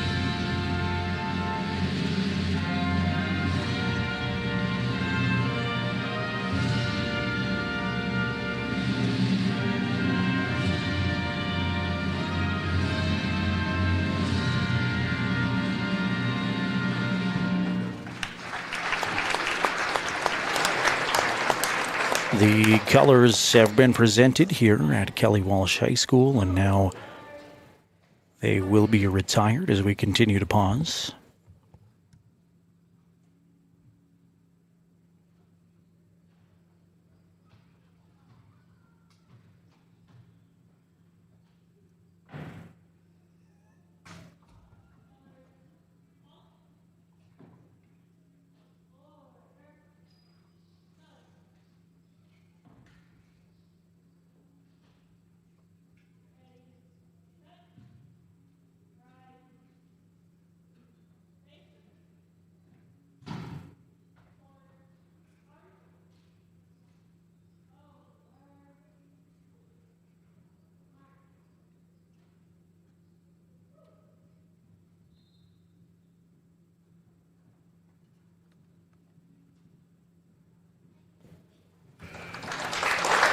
Round of applause, and our colors Sports presented here at Kelly Walsh High School. We are just about ready for the starting lineups. The opening tip, thanks again to Porter Supply Company, making our pregame show possible here along the County 10 Sports Network. Welcome our YouTube audience in, and welcome those of you listening along as well on 105.1 Jack FM. Let's introduce you to tonight's starting lineups. First, for the visiting Riverton Wolverines, they're 9-10 on the season under the direction of Bo Sheets in his 6th season as head coach. Number 1 is Derek DeVries. DeVries, a senior, 17.5 points per game, 6.5 rebounds per game. Number 2 is Ty Sheets. Ty, a senior, 8.5 points per contest. Brody Dale gets the nod again tonight. Dale, a senior, number 5, averaging 5 points per contest. Number 12 is Parker Paxton, the senior, leads them in scoring, 20.3 points per contest. Number 24 is Hunter Houck. Houck, a senior. Houck averages 3 points per contest. One of the defensive leaders on this team is Hunter Houck. For the Kelly Walsh Trojans, under Randy Roden in his 13th season, they're 7-11 overall. Number 2 is Jack Nichols. Nichols, a junior, 9.5 points per game. Number 3 is Mason Eager. Eager, a sophomore, 14.3 points per game, nearly 5 rebounds per game. Number 5 is Jaden Becker. Becker, a junior, averaging 6 points per game.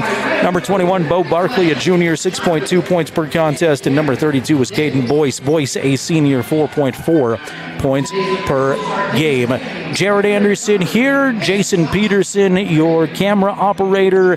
Thanks for being with us. Wherever you're tuned in from, we welcome you to Kelly Walsh High School. Good to have you on board. We exchange handshakes. Riverton in their away Cardinal red uniforms trimmed in white and black. Kelly Walsh in the home white uniforms trimmed in green. Balls in the air. Derek DeVries is going to win the opening tip versus Caden Boyce. And Riverton will fire up the offense first. Right side, outside. Sheets has it. Now back up top to Brody. Dale put it on the floor a couple of times and give it back to Sheets. Kelly in a zone defensively to start. Sheets going to try to penetrate that zone and then dishes right back outside. There's Brody Dale at the top. Left side outside Parker Paxton.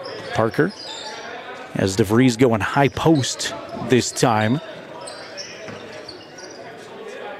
Now Sheets, Riverton settling in offensively. Long possession here for Riverton. They've taken 40 seconds off the clock so far. Usually you see Riverton kind of plant and shoot relatively quick. Here's Ty Sheets from the outside. First shot of the ball game is no good. Rebound tipped around. Good job saving it by Nichols on the baseline. And Kelly Walsh will get their first look 1 minute into the first quarter. Now that's kind of the style Kelly Walsh likes offensively, is a little bit more methodical, a lot of passing. Here's a pass to Boyce, some space in the paint, no good. It's blocked, ball on the floor, scooped up by DeVries. Both teams come up empty on their first possession. Derek hustles it into the front court, uses a screen, hand to Ty Sheets. Sheets going to go past one defender, contested 2 is good. Ty Sheets with the first bucket of the ball game for Riverton. Nichols holds it left side, fires up top to Becker. Now Eager, 2 from the right. Long shot is no good, front of the rim, and DeVries will track it down. 2-0 Wolverines. Derek stops right side elbow, hands back to Parker Paxton. Parker squares to the basket and then gives it to Dale. Brody right back to Parker. He'll try it this time. That's too strong, no good. And rebound tracked down by Kelly Walsh. Jaden Becker again with a rebound. Jaden outlets to Nichols, who starts the Trojan offense. 2 minutes, 10 seconds. No whistles so far. 3 in the corner is not going to drop for Jace Nichols, but kept alive by Boyce down there. Here's Jack Nichols from the right corner. That's no good, and it's out of bounds to Riverton. 5:37 remaining first quarter. Riverton up early, 2-0 on the Ty Sheets 2-pointer. There's a sign in the crowd wishing Mason a happy birthday. I'm going to assume that's Mason Eager. I don't see any other Masons on the roster, so probably Mason Eager's birthday. By process of elimination, Brody Dale's 3 at the top is no good. And there is, I think, the birthday boy's rebound. He's taken away, though, by Sheets. Ty lose the handle on the dribble. I don't know if he came down with it. They're going to call him for the carry still. He may have. It's not going to be argued, but I've seen that a couple of times this year where you dribble and then you catch it. You palm it, but you don't go back down, and technically you're not supposed to call that, but they say he did that time. He definitely palmed it. I just don't know if he put it on the floor after he did. 3 in the corner is not good by Becker off the mark, but it's saved, and here comes Eager slicing to the basket. He doesn't get it to go, but he's fouled, and Mason will go to the charity stripe for 2. First Riverton foul of the contest. They said that was on Derek DeVries. First free throw is good by Eager, so Kelly Walsh breaks the lid on the scoring column. See Jonah Boolinger into the game. Add a little bit of height. The sophomore for Kelly Walsh. Both free throws are good. We're tied at 2s, 4:35 to play. K-Dub in a 2-3 zone defensively. Here's Parker from the left side. Now we're around to Sheets. Ty D'd up by Barkley. Give it back to Brody at the top. Dale hands to Parker. Now to Sheets in the corner. DeVries will try the 3. That's good. Derek DeVries, first 3-pointer of the ball game for either team.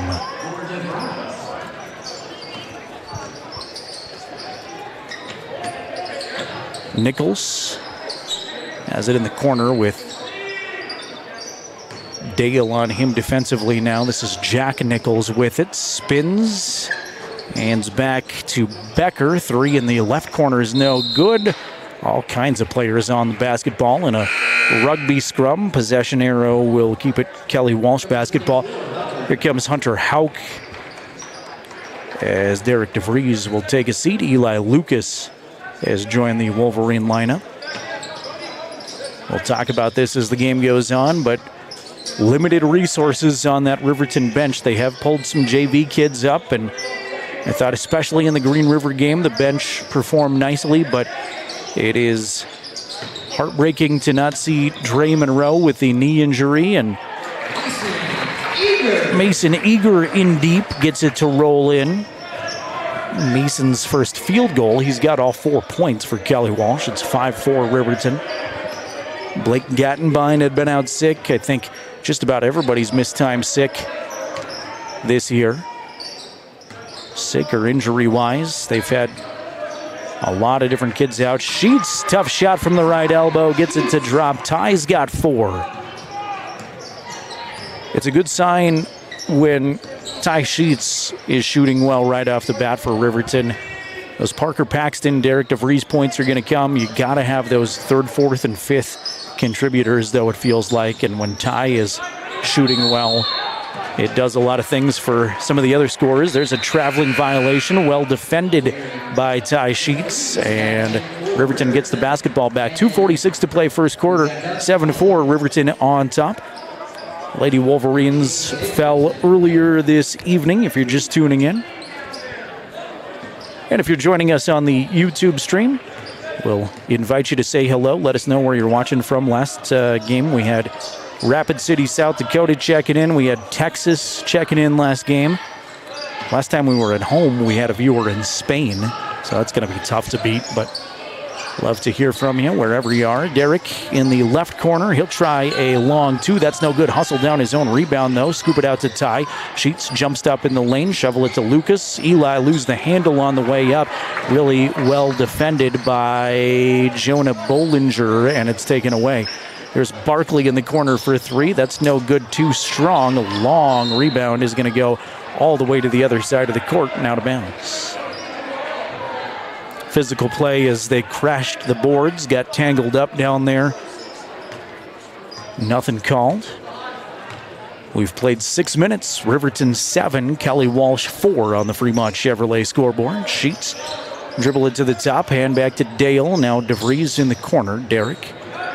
Fake right, go left, try the baseline. Double teamed, has Lucas. Lucas lose the handle for a second. It's knocked out of bounds. Stays Riverton basketball.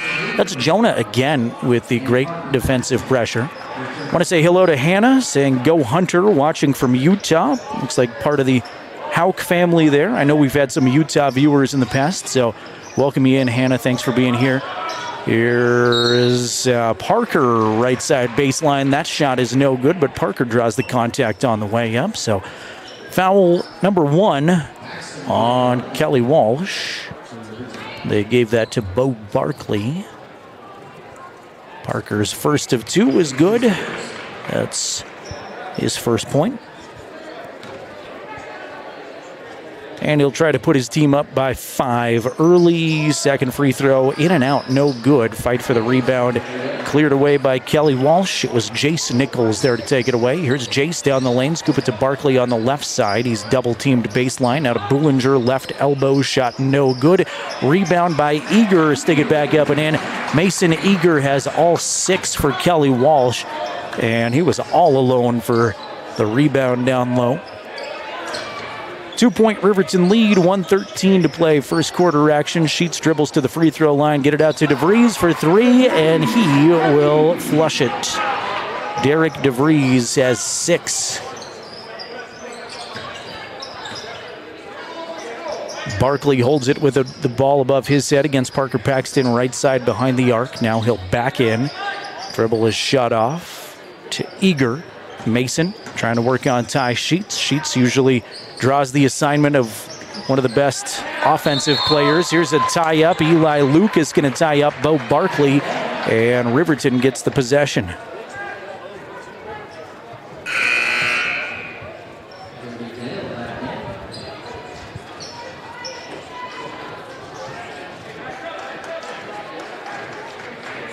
Brody Dale comes back in for Riverton. Ty Sheets gets a rest. We're at 38 seconds to play first quarter.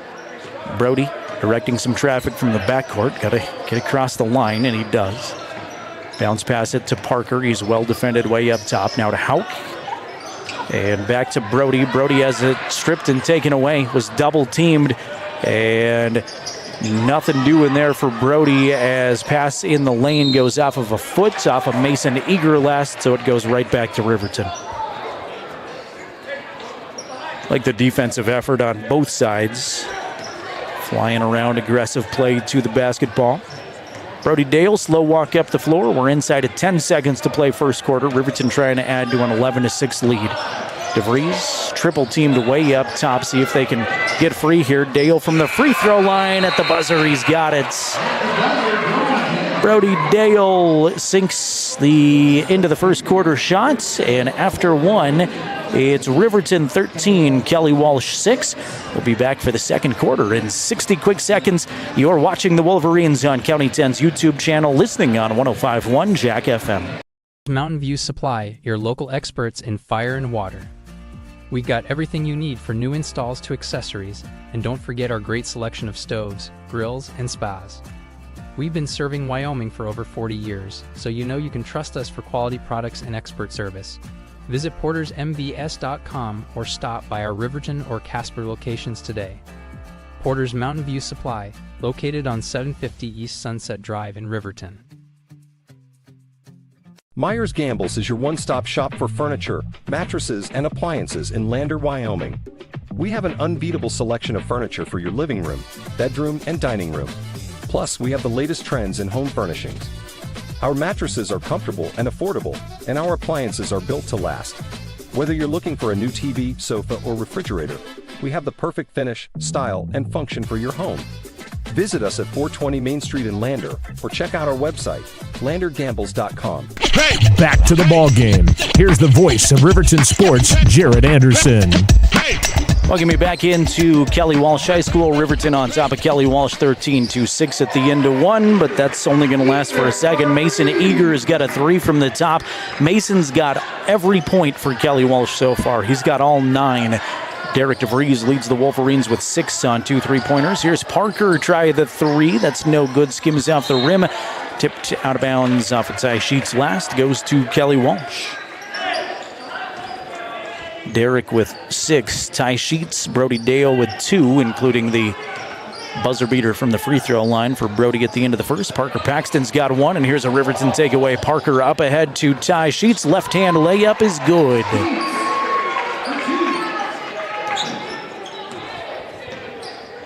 Well, as a spectator who tries his best to narrate what he's seeing and may not be the most knowledgeable always, Riverton's level of energy from my perspective is a lot better than what we saw them come out against Evanston with, as Boyce down low shot is not going to drop. They were just flat against Evanston, and sometimes you have those nights where shots just aren't going in, and that's what happened at Evanston. There was effort there, but there wasn't a lot of energy defensively. Paxton shot from the corner is no good, and we're seeing kind of the opposite of that to start from Riverton. Sheets can't get it to go from the left elbow, and it's ripped out of there by Nichols. Here comes Mason Eager, hand back to Jack. Nichols use a screen from Eager. They'll play catch at the top. Now Jace Nichols to Jack Nichols in the corner. He goes baseline against Dale. Handoff to Boyce. Boyce with the soft floater in the lane. Got it to go. Caden Boyce with his first bucket of the game. Riverton lead is 4, 15-11. We've played 2 minutes here in the second quarter. Right side Paxton. Dale. Now hand back to Ty Sheets. Sheets trying to create some space. Give it to Brody.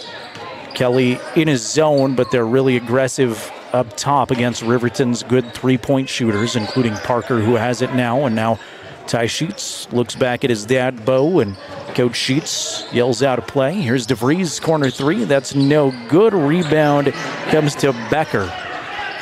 Becker will clear it out for Kelly Walsh. They scored last trip down, looking to chip away more. Here's Eager all alone. Top 3 is no good. Nearly got the shooter's roll off the back of the rim. Couldn't get it to drop, though, and Ty Sheets will take it away for Riverton. The future Shattering State Eagle hands off to the future Colorado Buff.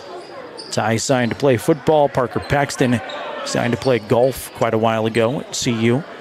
Here's Ty, bounce pass to Hauk. Hauk up top to Dale. Good ball movement. Dale shot goes in and out, though. And Eager is there to take it away eagerly for Kelly Walsh. Nichols, corner, 3. That's Becker, beg your pardon. Becker's 3 is no good and missed off the backboard. Was grabbed by Brody Dale. Sheets to DeVries. DeVries jumps up in the lane, got it to go, but they say the foul was on the floor first. Got bodied up before. Derek wanted the NBA continuation, did not receive it, and foul on the floor is the first on Kelly Walsh. 3 in the corner is good. Parker Paxton will bury it right out of the inbound. Parker puts Riverton up 18-11. Here's Barkley, left side dribble drive, hands back to a teammate. He wants to try a 3. That's no good. That was Duncan Gilliam, who's just checked in. Didn't get it. Baseball pass up ahead to Ty Sheets. Can't get it to go, and Gilliam races down the floor, gets the rebound after the miss. Here's Nichols, who travels with it. Wanted to go left side, tried the quick first step, and got a little feet happy there before he put the ball on the floor. 3:54 remaining first half.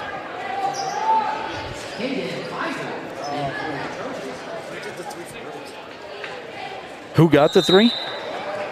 Parker. Timeout on the floor. I did not see who took the timeout. I think it was Riverton who took the timeout. Either way, we'll keep it right here. 3:54 to play second quarter. Riverton on top of Kelly Walsh.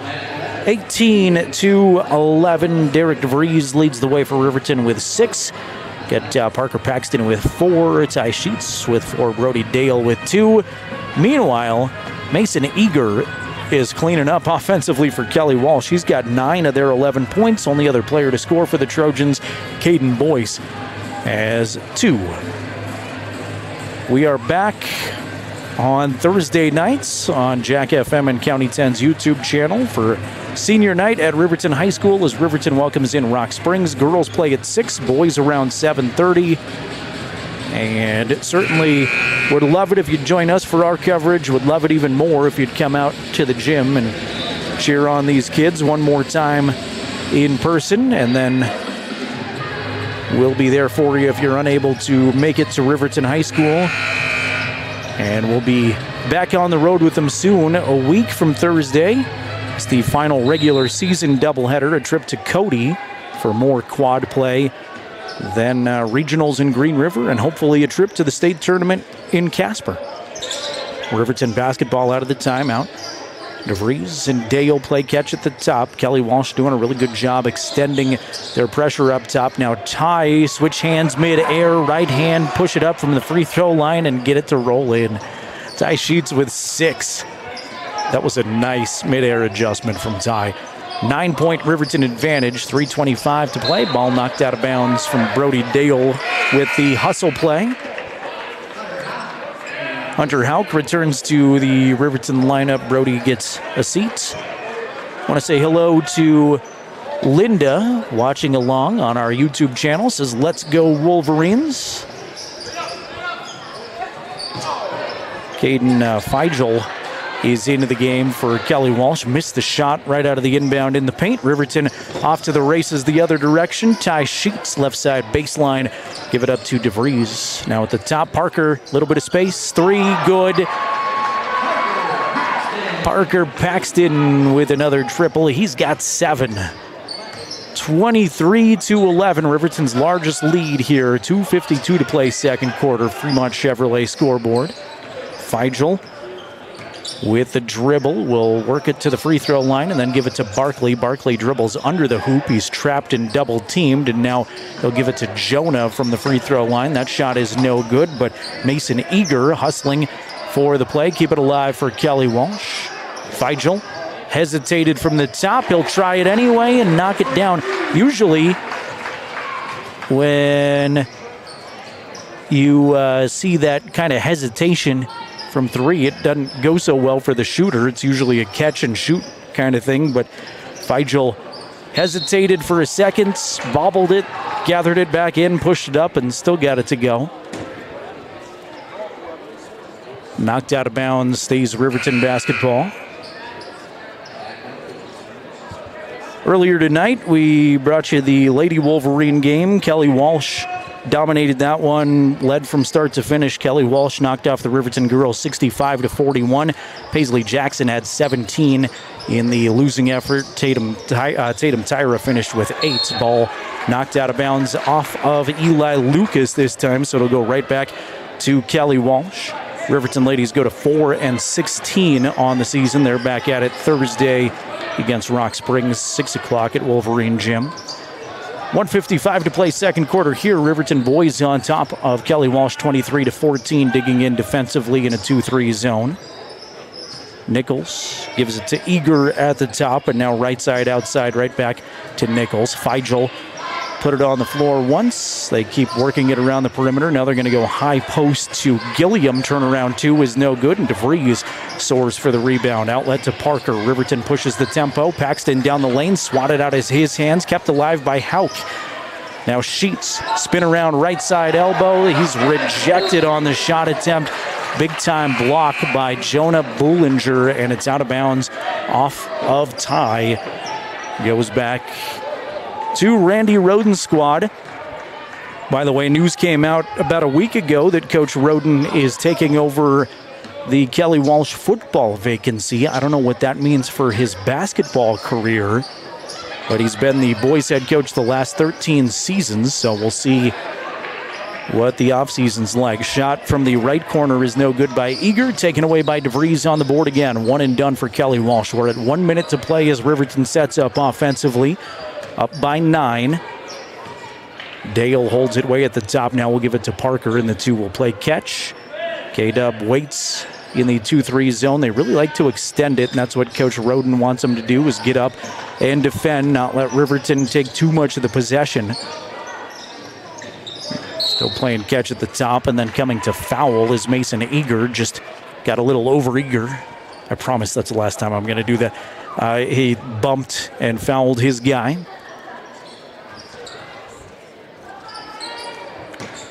Just the third team foul on Kelly Walsh of the quarter. Riverton has not committed a foul this quarter. Inside of 30 seconds. At the Click It or Ticket Wyoming halftime show coming up. Eli Lucas double teamed down the baseline, throws it right to Feigl. Good defensive trap by Kelly Walsh that time down the floor. Nichols, stutter step, couldn't get it to go from the right side, and it's taken away by Parker. 6 seconds to go before the half. Here's Dale. Back to Parker.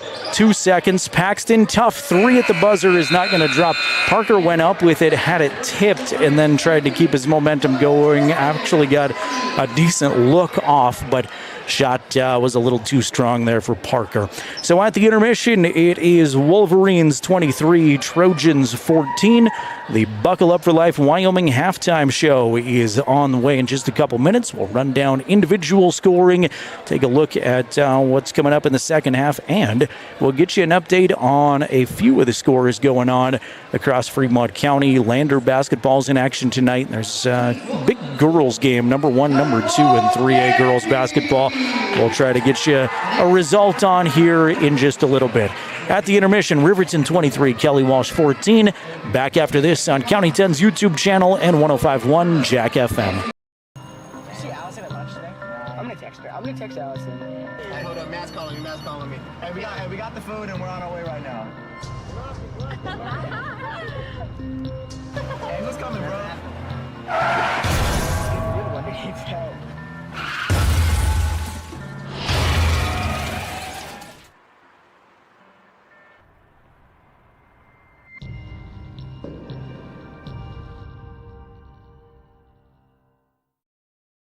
At Eyes on Fremont, we know that good vision is about more than just seeing clearly. That's why we're dedicated to providing expert eye care for the whole family. From children's exams to contacts, LASIK to glaucoma treatment, we're here to help. We accept most insurance plans, and our experienced team will make sure you feel right at home. Schedule an appointment today at 111 South Broadway in Riverton, or give us a call at 307-856-9000. Visit WyomingEyes.net to learn more.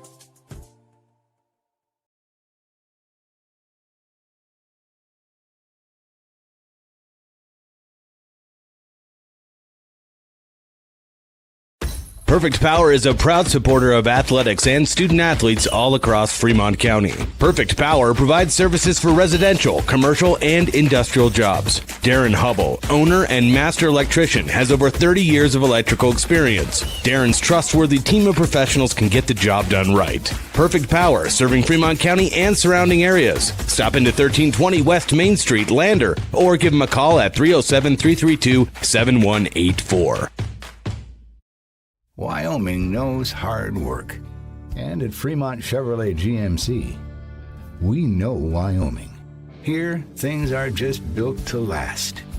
Over the last 8 decades, we've had one priority: to serve the people of Wyoming. We are dependable. We are your neighbor. We are Wyoming. Visit Fremont Chevrolet GMC in Riverton today.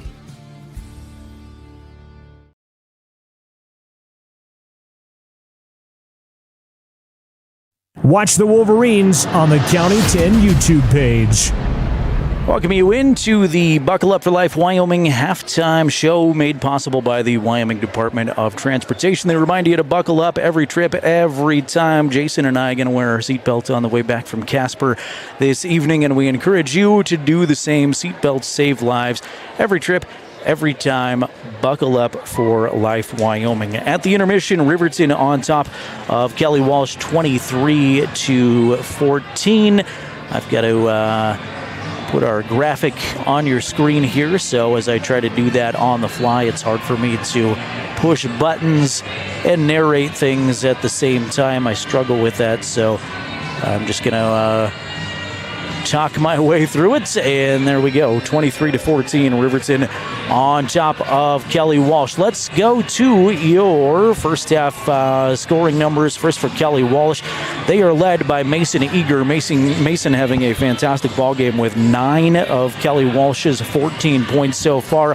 3 points for Caden Fagel and 2 points for Caden Boyce. For Riverton, they are led by Parker Paxton, who has 7 points off of a free throw and 2 3-pointers. Derek DeVries has a couple of threes for 6 points, and Ty Sheets has 3 field goals for 6 points. Then Brody Dale, the only other offensive contributor for Riverton, Brody with 2 points here in the first half. So Riverton trying to bounce back after losing to Evanston last Saturday. Kelly Walsh trying to rally from behind after losing 2 times. Last week they lost at both Star Valley and Jackson. And talked with some of the Kelly Walsh folks here. They were frustrated in the losing efforts. Star Valley, I think, is one thing, but and Riverton saw that Jackson team and lost to them too, so we know how good Jackson can be, but Kelly Walsh thought they matched up a little bit better with them, so they were frustrated going 0-2 last week. Kelly right now 7-11 on the season. Riverton fell just below 500 to 9-10 after the loss to Evanston.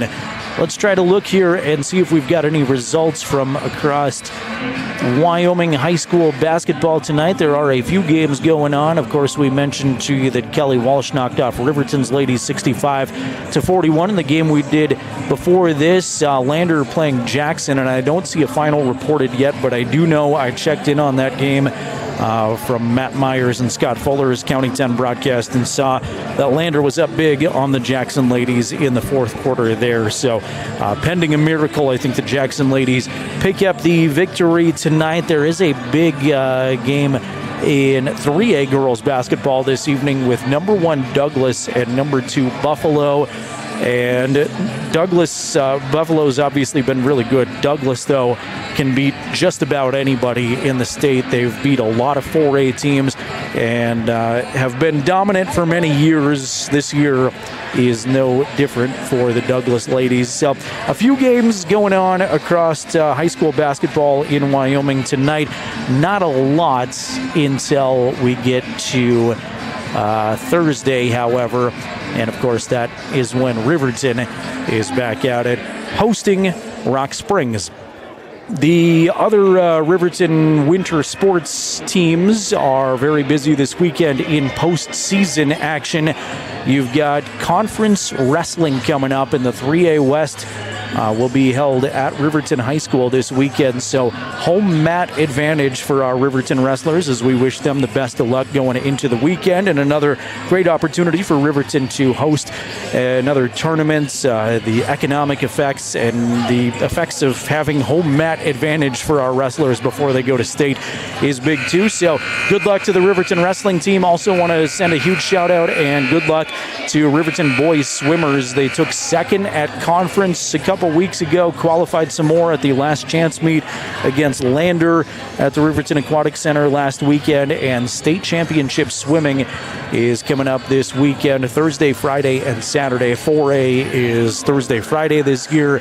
3A is Friday, Saturday this year from Laramie High School. So County 10 will keep you up to date with how the swimmers and wrestlers are doing later this week. But while we have a moment here at the Buckle Up for Life Wyoming halftime show, want to extend our well wishes to the wrestling team and the boys swimming team. We're just a couple of minutes away from resuming second half action. Again, at the intermission, Riverton's boys on top of Kelly Walsh 23-14. Half number 2 coming up in just a couple of minutes. You're watching the Wolverines on County 10's YouTube channel and listening on 105.1 Jack FM. County 10 is your Fremont County news leader. We're everywhere. On the web, mobile, social, and on your radio dial, with all the news you need to feel connected. From sports to board meetings and community features, we work hard to bring you all the latest updates you care about. Visit us today at county10.com. County 10, community connected.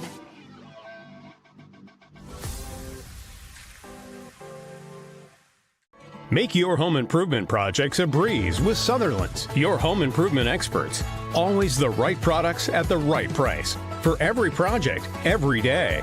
You can shop and pay online at Sutherlands.com, and we'll get it ready for easy in-store pickup.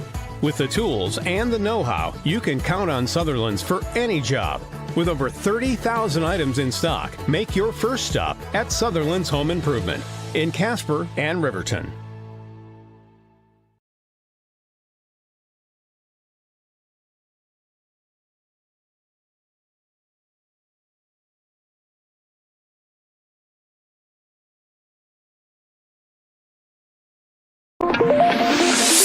Your home for RHS basketball all season long. 105.1 Jack FM.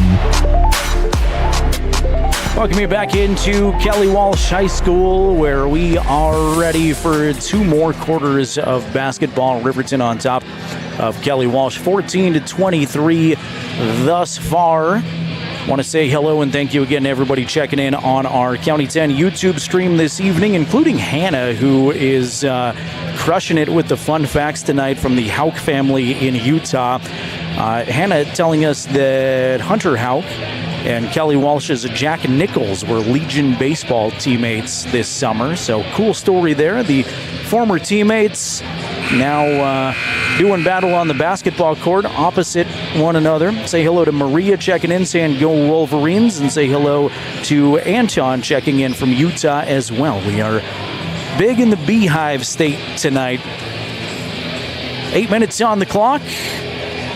Jared Anderson is my name. Jason Peterson, my camera operator to my left, bringing you the sights of Kelly Walsh High School. Brody Dale, Hunter Hauk, Ty Sheets, Derek DeVries, Parker Paxton on the floor for the Wolverines. They've got the ball first. DeVries has one man in the air, sends it all the way across the floor to Dale. Now up top to Paxton. 3 is no good. Fight for the rebound, tipped around, and it comes to Jaden Becker. Jack Nichols, Mason Eager, Jaden Becker, Jace Nichols, and Bo Barkley are the second half starters for K-Dub. At the top is Becker. He'll put it on the floor twice as DeVries on him defensively. Now down the lane, switch hands on the dribble drive. Mason Eager's got more. He's in double digits with 11 and the first bucket of the second half. DeVries goes right by one defender, challenge another, and he gets to the basket. Lay it up and in. Derek DeVries with 8. Trading buckets here in the first minute of the third quarter, 25-16 on the Fremont Chevrolet scoreboard. Nichols swing it to the corner. Fagel go down the lane, scoop a pass, wanted Boyce. It's out of bounds, and Hunter Hauk hustled that basketball down on the baseline, sent it off of Boyce. And it is Riverton ball. Give credit to Hunter for saving the possession there for Riverton. Brody walks it up the floor. Will hand back to Paxton. Parker uses a screen, loses the handle. He'll retreat and grab it. Parker in a challenge again. Now DeVries will try a 3. That's no good. I don't think got it off real clean. Was kind of fading away, and it's gathered by Nichols. Nichols stopped just inside the arc. Long 2 from the top is no good. Fight for the rebound as players crash to the floor. Comes to Brody Dale. We've played almost 2 minutes of third quarter basketball. Riverton on top of Kelly Walsh, 25-16. Brody has his pocket picked for a second. Goes to the floor, and Coach Bo Sheets recognizes his guy needs some help. Quick 30-second timeout with 2 minutes gone by here in the quarter. Riverton again, 25-16 advantage over Kelly Walsh. We'll have recaps of tonight's basketball games up for you at county10.com, and then we'll also have some previews of all the other winter sports fun coming up later this week. The other county games too. Wyoming Indians boys and girls both ranked number 2 in Class 2A, as I think both Craig Moss, or Alita Moss and Craig Ferris are poised for probably another solid postseason effort for Wyoming Indians boys and girls. And the Wind River ladies off to a great stretch too. They've won 8 out of their last 10. and are currently ranked 5th in 2A girls basketball. Here's Paxton in the corner, sends it to Hauk. Hunter in the paint, turn around, gets it to DeVries up top. Derek backing in from the right side, elbow fakes one way, goes the other. Can't not hit the shot though, left it a little bit short, and it's tipped in. Feigl will clear it away. Feigl to Eager, 3 is not going to drop. Derek tries for an aggressive rebound, lose the handle. Feigl had it for a second, but it's slapped away by DeVries. As the intensity picking up right where we left off here in the third quarter. Both of these teams fighting hard in a Tuesday night contest. Eli Lucas going to come back in for Riverton. Hunter Hauk checks out. Say hello to Dane checking in from North Dakota tonight on the YouTube stream. Eager at the top from Nichols, cannot get it. Ty Sheets with a nice rebound. Ty was hounded, and he would not let that basketball go. Here's Paxton. Paxton runs into a defender, fade away, can't get it to go. Refs are letting him play. There have been very few whistles all game long, and it's been consistent. Parker thought maybe that was a foul, but didn't get it. Feigl wings it to the corner to Becker, right back to Feigl. He'll back off the dribble now, defended by Paxton. Eager has Sheets glued to him defensively. A shot in and out from the paint, but Boyce is there for the rebound. Caden will try to put it back, cannot get it, and he gets a second chance at it, a third chance for his team. He sends it to Feigl. Now Becker will try a 3 and knock it down from the right side. Jaden's first bucket of the game. He's got 3, and he closes Riverton's lead to 6. 4:20 remaining third quarter. Lucas backs in and hands back to DeVries. Derek tries to put a move on his defender. Double teamed, really tough shot. Hits the front of the rim and stays short. Great job defensively by Kelly Walsh, and now they're going to beat Riverton down the floor. Eli Lucas is going to foul Becker, and Jaden has a couple of free throws coming up. That's the first foul of the third quarter. And is also the first on Eli.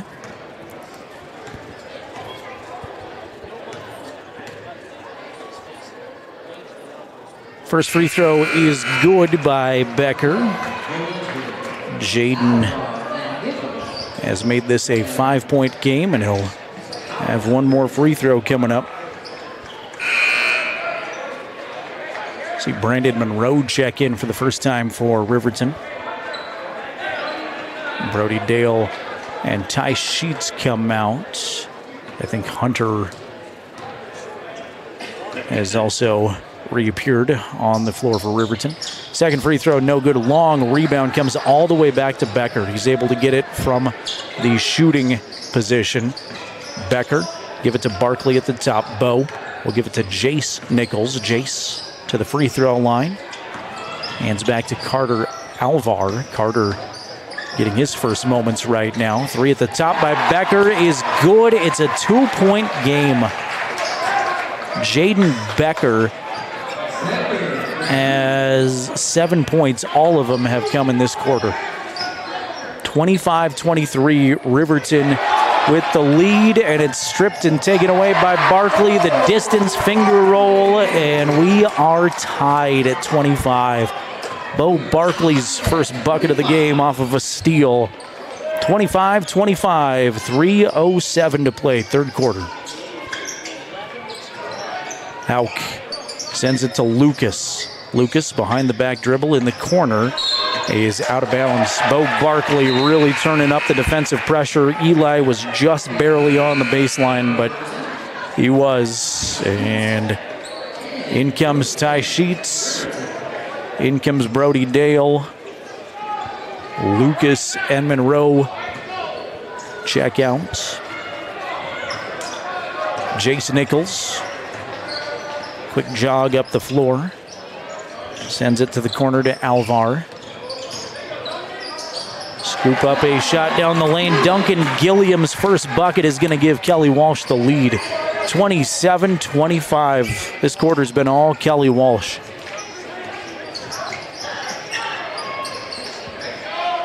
Two and a half to play in the quarter. Ty Sheets, jump stop, right side block. Can't get it to go. He's fouled. I think on the floor, they'll send it ball out of bounds. That's just the first foul on Kelly Walsh of the quarter. And Carter Alvar picks up his first. Dale, under into the left of his hoop, will lob it way up top to Hunter Hauk. Send it right side to DeVries. Derek, go down the lane, hang in the air, shovel a pass under the hoop to Hunter. Hauk looking for some help, and it's going to go out of bounds, knocked away by Carter Alvar. Hunter was trying to find Derek, I think, and Alvar got a hand on it. Here's Ty at the top, right-hand dribble, give it to Parker. Paxton will go towards the basket, gets it to go, and he's fouled. Parker Paxton, quick first step right down the lane. Ball hung on the rim for about 3 seconds, it felt like, and it finally dropped, and Parker has the opportunity to be Riverton's first player in double digits. He has also, more importantly, tied the game at 27s. Can put Riverton back in front at the line. Free throw is a swish in typical Parker Paxton style. So Riverton reclaims the lead. 28-27 on the Fremont Chevrolet scoreboard. 1:55 to play third quarter. Barkley. Alvar in the lane, leave the shot short, but Jonah is there to save it. Now back to Alvar. He's rejected by Derek DeVries. Big block. DeVries to Parker in transition. Up ahead to Ty, left side. Now they'll slow it back down. Sheets will cut on the baseline while Parker dribbles past his man. He's blocked and fouled from behind. Jace Nichols didn't like the call, but Parker's got more free throws coming up, says the official. First personal on Jace, second team foul of the third quarter for Kelly. First to two for Parker is good.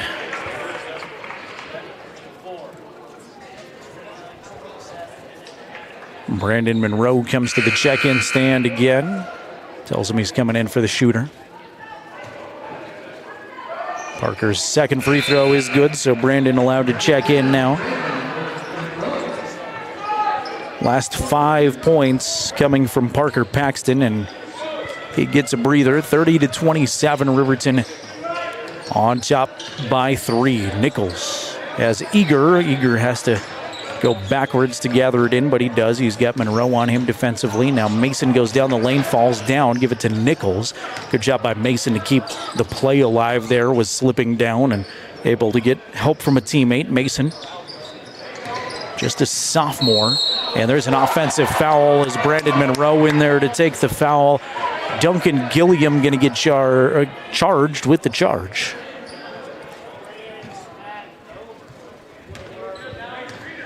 One minute remaining third quarter. Riverton lead was erased this quarter. They were up by 9 at halftime, trailed by 2 at one point. They've got the last 5 points. Here's Monroe. Left side corner to Hauk, and now reload way up top to Derek DeVries. 40 seconds remaining, third quarter. Derek uses a screen between the legs dribble, goes past one defender off the left side, cannot finish the layup though. Good job getting there just off the rim.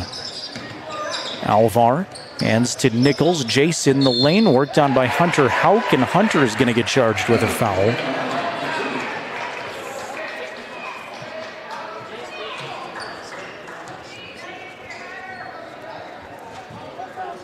That is just the first on Hunter, team foul number 2 of the quarter, but in the act of shooting, so 2 free throws for Nichols. First one no good off to the right side. He shakes his head, and Jace gets one more.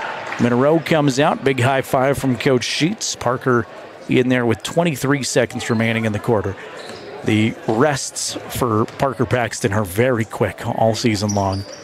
Second free throw in and out. DeVries with the tough block out for the rebound. And here comes Riverton, still clinging to that 3-point lead.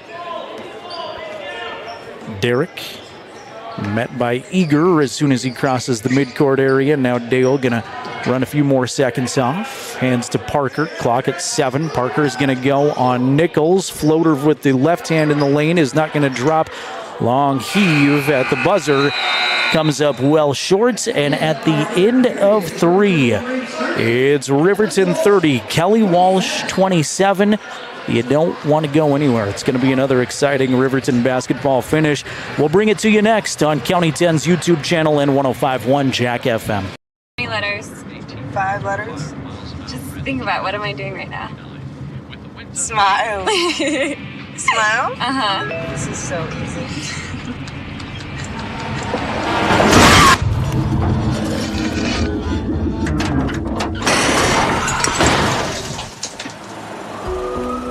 Nobody likes to be stopped by the police, but if I'd seen her texting while driving and given her a ticket, it just might have saved her life.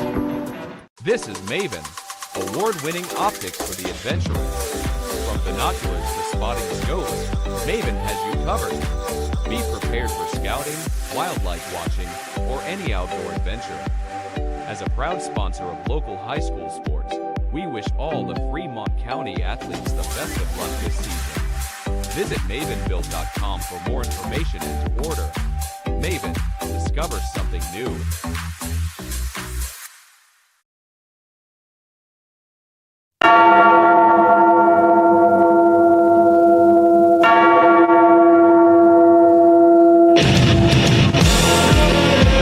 Wolverine basketball is on the air. Let's go courtside with the voice of the Wolverines, Jared Anderson. Fourth quarter has just begun from Kelly Walsh High School in deep. Mason Boyce, turnaround 2, Caden Boyce, I should say. Caden, 2 in the lane is good. And just like that, Kelly Walsh has made this a 1-point game. Riverton was up 30-27 at the end of 3. It's now 30-29 after the Boyce 2-pointer. Ty Sheets, left side is trapped. Coach Sheets is going to burn another timeout. And by my count, that means he's only got 2, which could be interesting down the stretch here in what has been a tight ball game. It does not come easy for Riverton basketball fans. They have been involved in so many tight ball games, and it looks like that's what we've got again here in the fourth quarter of this one. Glad you're with us. We've played 31 seconds in the fourth quarter. Riverton on top of Kelly Walsh 30-29. They'll have the ball out of the timeout. I'm Jared Anderson. Jason Peterson to my left, our camera operator for those of you watching along on County 10's YouTube channel. Sheets, Dale, Paxton, Hauk, and DeVries on the floor for Riverton. It's their basketball in their front court. Parker will get it to Brody just in backcourt. Work his way up the floor, use a screen from Ty Sheets, and now set up shop at the top, keeping it hot with the dribble. He'll go to Parker. Parker has Nichols on him, some contact, nothing called, but Parker is well defended as usual. He'll try a 3. That's well off the mark. Fans are going to let him hear about it. Not used to seeing Parker not draw anything. Goes out of bounds to Kelly. Arguably, and it's kind of cool, it's not a shot. There were more students for the girls' game than the boys' game. As here's Jack Nichols right down the lane, lay it up and in, and he's fouled. He gives the Trojans the advantage back 59 seconds into the fourth quarter.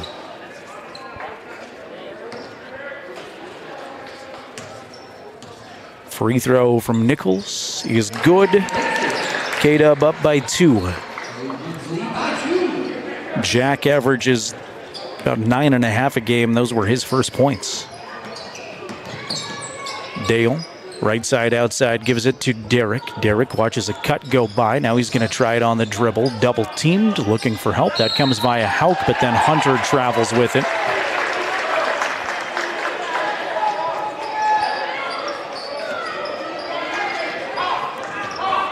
Mason Eager's got 11 to lead Kelly Walsh. Parker Paxton's got 12 to lead all scorers. There's Boyce right down the lane. Nobody there to guard him. Cannot hit the layup, though, and Dale will take it away. Riverton with a little bit of a break there. Did not get a body on Boyce at all. Here's a cutting Parker Paxton. Is slapped and fouled. First foul of the fourth quarter on anybody.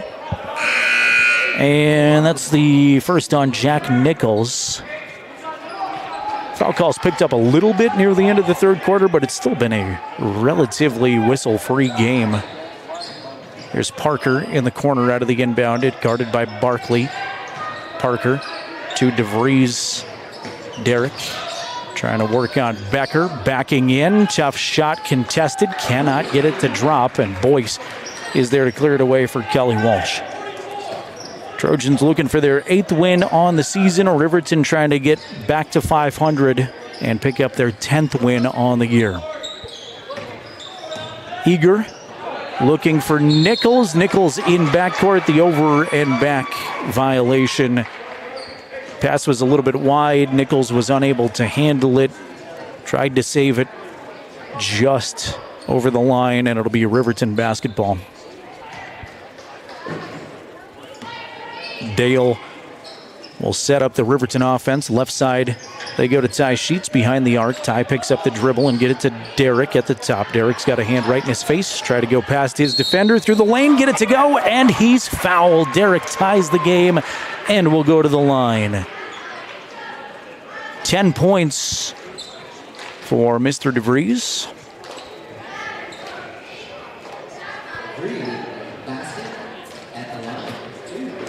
One free throw to put his team back up on top. And he does with 5:38 to play.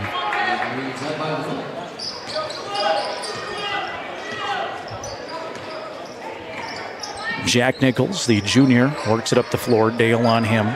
Uses screen from Boyce. Now the former baseball teammates, thanks to Hannah for pointing that out, on each other for a second on the switch. Now they switch back. Dale has him. Barkley down the lane. Here's Nichols. Stop in the paint. Wing it out to Becker. Becker spots up for three. That's no good. Long rebound going to go to the corner. Ty touched it and had to hustle it down in the corner. Does so. Keeps it alive for Riverton. We're at 5 minutes to play and a 1-point RHS advantage. 33-32 on the Fremont Chevrolet scoreboard. Parker at the top. Barkley will not let him go, and now Bo's going to take it away again. We saw this a moment ago. Barkley the distance, lay it up and in, and Kelly takes the lead back. Bo Barkley's got 4 points, and they've both come off of steals and layups. A couple of good individual efforts there for Bo. Here's a cutting Brody Dale off glass. Got it. Good dish. DeVries. Good finish. Brody.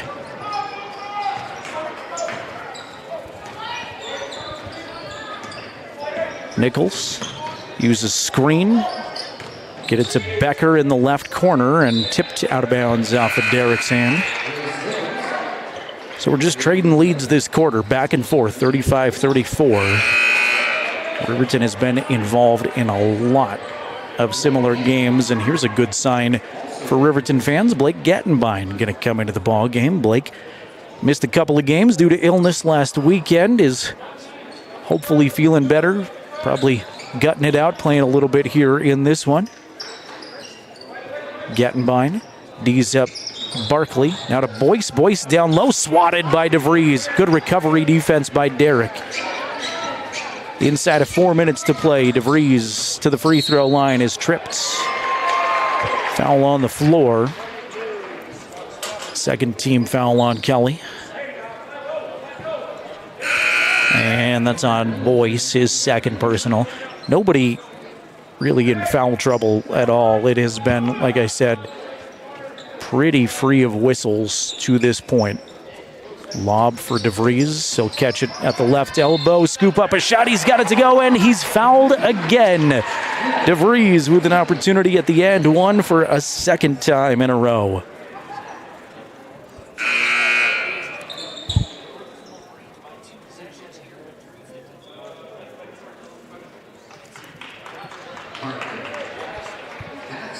Paxton returns to the Riverton lineup. Derek buries the free throw. He's got 14. Nichols across the timeline. Uses a screen, spin around, and will give it to Eager. Eager finds Barkley at the top. Bo goes right down the lane. Left-hand shot is good, and he's fouled. We trade and ones. Bo Barkley has kind of taken over this game, making plays defensively, and then he goes down the lane, gets slapped across the arm, and he's got an opportunity at the and one now. That foul, by the way, went against Parker Paxton, just his first.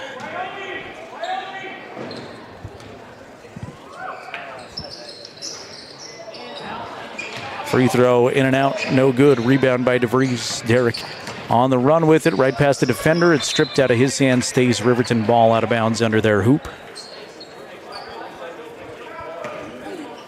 Hauk will come inbounded under into the left of the Wolverine basket. Riverton stacks up kind of lengthwise along the baseline. They lob it to DeVries in the paint, cannot get it to roll in. And the rebound taken away by the sophomore Bollinger. Jonah outlet it up ahead to Duncan Gilliam.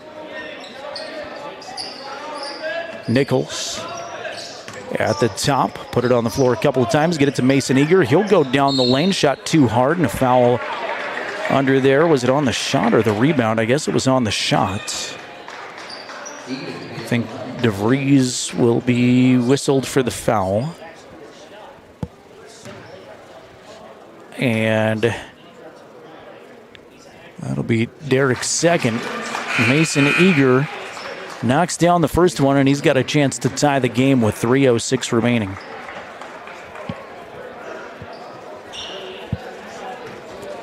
Riverton with 3 team fouls. Kelly Walsh has 4. Eager to tie it up, and he gets it to roll over the front of the rim. 38-38. Mason now with 13. Kelly Walsh fans being encouraged to make some noise for their defense. Left side, outside, Brandon Monroe. Monroe bounce pass it to Dale. Left side, outside, now back to Monroe. Monroe, baseline drive, dish off to Hauk. Got it. Good dish. Brandon Monroe, Hunter Hauk's first bucket too. 40-38. Nichols in the corner to an open Barkley for 3. That's no good. Fight for the rebound is saved by Kelly. Jace will throw it to nobody. It goes all the way in backcourt. It's either an over and back or ball out of bounds. Brody Dale looks shaken up or maybe just fatigued in backcourt. Was bent over, kind of hunched over, and now he will slowly, gingerly come to the bench. He's grasping maybe his hand. Ty Sheets, Hunter Hauk, Parker Paxton, Derek DeVries, Brandon Monroe on the floor for Riverton with 2:20 remaining in the contest. Riverton lead 40-38. Here's Parker trying to get past his man. Stop left side block, goes up strong, is partially blocked, gets it back, and will send it out to Monroe.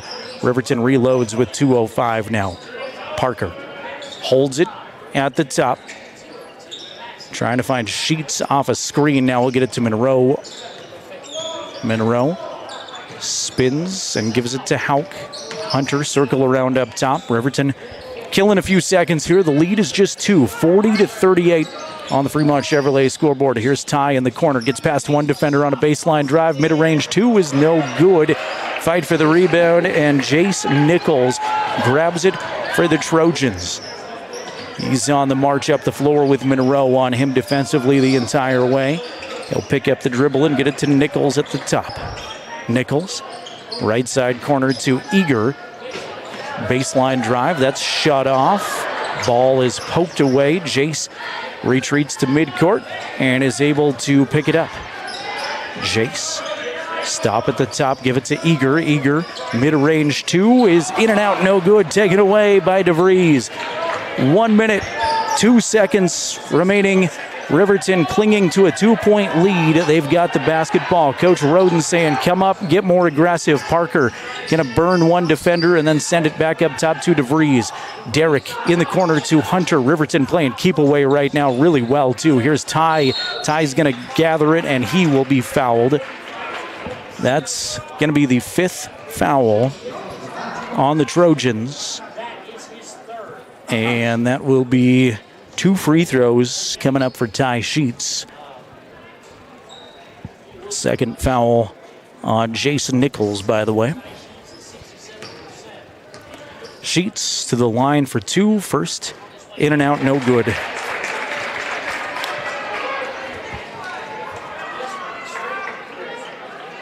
One more for Ty to try to put his team up by 3. 45 seconds remaining. It is good. 41-38. Riverton retreats defensively. Here comes Jace Nichols up the floor. Monroe on him again the entire way. Nichols. Bounce pass to Jonah, right back to Jace. There's Eager off a screen. Sheets lost his footing on that screen. Gets right back up into the play. Now Nichols, Jack, scoop up a tough right-hand runner. That's no good. Kick it out to a wide-open Nichols. Jack's 3 is no good at the top, and Riverton comes away with the rebound. Ty Sheets knocked to the floor hard and is fouled. Kelly Walsh missed the shot, got the rebound, kicked it out for a real quick 3 from the top. They had Jack Nichols open at the top, and he front-rimmed it. And Ty, who just got pummeled to the floor, is back at the free throw line with 2, trying to make this a 2-possession game with 17.1 seconds. Free throw is too strong. Ty's got one more. And Coach Roden wants a timeout. Full timeout to talk things over. Ty Sheets has 1 free throw coming up in a minute, but Coach Roden going to make him think about it here for a full 60 seconds. 41-38. Riverton the advantage over Kelly Walsh. 17.1 seconds remaining in the contest. Boy, this just feels like about every single Riverton game. I know we've had a few lopsided ones, both in favor and against Riverton, but the majority of games Riverton's been involved with this season have come down to the wire. And by the way, let me remind you that on January 20th, these two teams met in Riverton. Final score of that ball game, 43-41. Riverton won that one. So here we are at 41-38. A very, very similar game. Coach Roden and Kelly Walsh break the huddle first. Riverton right behind him. Ty Sheets has 1 free throw to try to make it a 4-point Riverton lead with 17.1 seconds remaining. Sheets toes the line. Riverton going to send everybody else back behind half court. Ty bends the knees, lets the free throw fly, front rim, and it gets over. Sneaks over the front of the rim and in. 4-point game, 17 seconds. Here comes Nichols quickly into the front court. 2-possession ball game. Nichols looking for Bollinger at the top. Bollinger has to retreat to midcourt. He picks it up off the deflection. 7 seconds. Nichols has it stripped from Dale. Now to Becker for 3. It's good with 2 seconds left. Coach Roden's going to take a timeout. It says 0.7 on the clock now. I think it was close to 2 when he knocked down the shot. I don't know exactly how much time, if any, they're going to put back on it. Big time shot from Jaden Becker to make this a 1-point game, and what a clutch free throw from Ty Sheets. 42-41. First time they played, 43-41. They're going to put 2.7 seconds on the clock, and that might be, looking back at the play about when he let it go, I thought. But 2.7 seconds on the clock. Riverton's got it. They've got the length of the floor. And We've seen scenarios like this a couple of times for Riverton this season. Last time against Kelly Walsh was successful. We'll see what happens here. Dale, Paxton, Sheets, Hauk, DeVries on the floor for Riverton. Here come the Trojans. They will match up with them man-to-man all across the floor. They'll send Jace Nichols to the middle of the floor. Nobody on the inbounder, Brody Dale. 2.7 seconds, a 1-point Riverton lead. Brody's got it, looking, finds Ty Sheets. Sheets is just going to smother it, hug the basketball, is fouled with 1.7, and we will walk to the other end. Ty Sheets has shot a lot of free throws down the stretch here, and he's got a couple of big ones now. Either way, it'll be a one-possession game with 1.7 seconds left. You would love if Ty could bury these for Riverton, and worst case scenario, if you hit a buzzer beater as Ty's first one is too strong, no good. So the door open a bit here for Kelly Walsh. Nichols, Bollinger, Becker, Nichols, and Eager on the floor for K-Dub. Second free throw from Ty is good. And Coach Roden wants to burn another timeout to draw up a last effort play. 1.7 seconds remaining. Riverton on top of Kelly Walsh, 43-41, which, by the way, was the exact score when these two teams met January 20th. A very similar ball game. But now Kelly Walsh, with the length of the floor to go, has an opportunity to win with a 3 or tie with a 2. Riverton does have one foul to give. If the possession arrow came into play quickly, it would be Riverton's possession arrow. Gotta think Mason Eager, maybe Jaden Becker. They do have three-point options. Mason's been the best shooter tonight. And what do? Do you lob it all the way down the court, try to get a quick toss and shot? You go to midcourt. You've got time for a pass probably with 1.7 seconds or a dribble or two, but not much more. Riverton back out on the floor. Eli Lucas is in with Hauk, DeVries, Sheets, and Paxton. Jace Nichols is going to come inbound the basketball. Duncan Gilliam is in. Kelly Walsh going to send 2 at half court, 1 in back court. Duncan stands at the three-point line on the other end. 1.7 seconds remaining. Nichols runs the baseline. Half court, it's stolen by DeVries, and Riverton's going to escape with another victory. 43-41, the identical score the first time these two teams met. We do it again, 43-41. Wolverines a winner. Fun fourth quarter all the way around. And coming up, we've got the Bailey Tire and Auto post-game show. We will chat with our Tyler Watson State Farm Player of the Game and the head coach, the victorious head coach of the Wolverines, Bo Sheets. We'll do that here in just a couple of minutes. Riverton knocks off Kelly Walsh, gets back on the right side of the scoreboard, 43-41. Let's take a timeout. Bailey Tire and Auto post-game show straight ahead. You've been listening to the Wolverines on 105.1 Jack FM and streaming video at county10.com.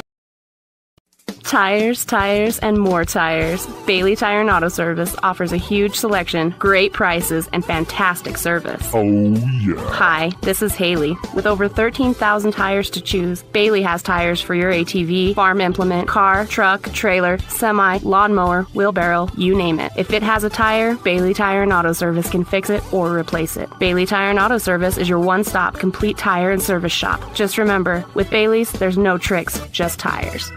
Central Bank and Trust is a local bank that is focused on technology and convenience. We have a simpler online mortgage application process. You can use your computer or mobile device to upload required documents and sign them online. We have a variety of personal and business banking services. Stop in or visit centralbanktrust.com. We live here. We work here.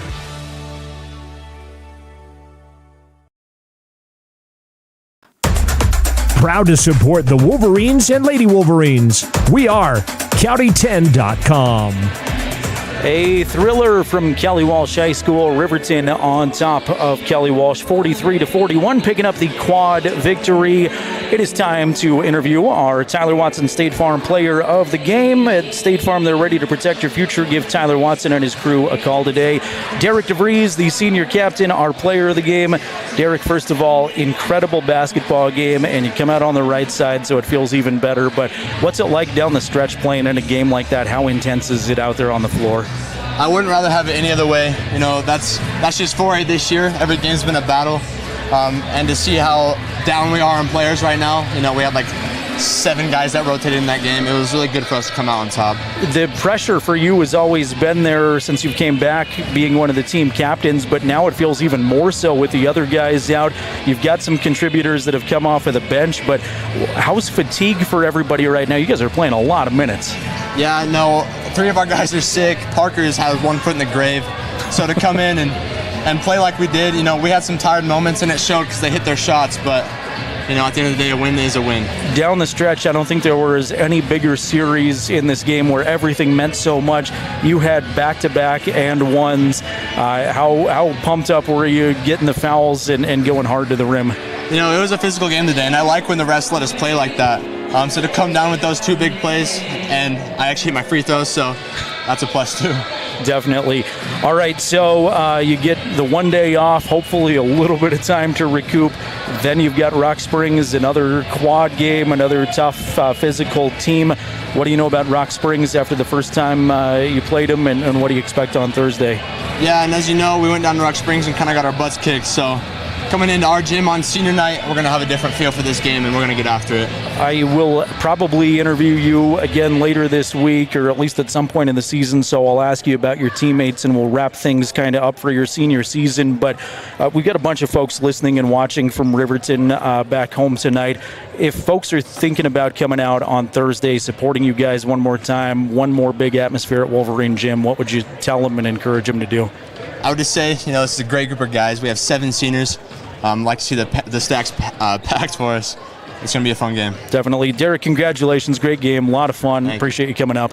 Derek DeVries, our Tyler Watson State Farm Player of the Game. Nobody else, I thought, embrace that captain role quite like Derek, offensively, defensively tonight, and I thought a very worthy Tyler Watson State Farm Player of the Game. He finishes with 14 points in the victory, and like I said, that series where on back-to-back trips he had and ones, 6 points right there. I thought that changed momentum quite a bit at that point in the ball game. So there you go. By the way, this is the Bailey Tire and Auto post-game show, and coming up here in just a few moments, we will interview the head coach of the Wolverines.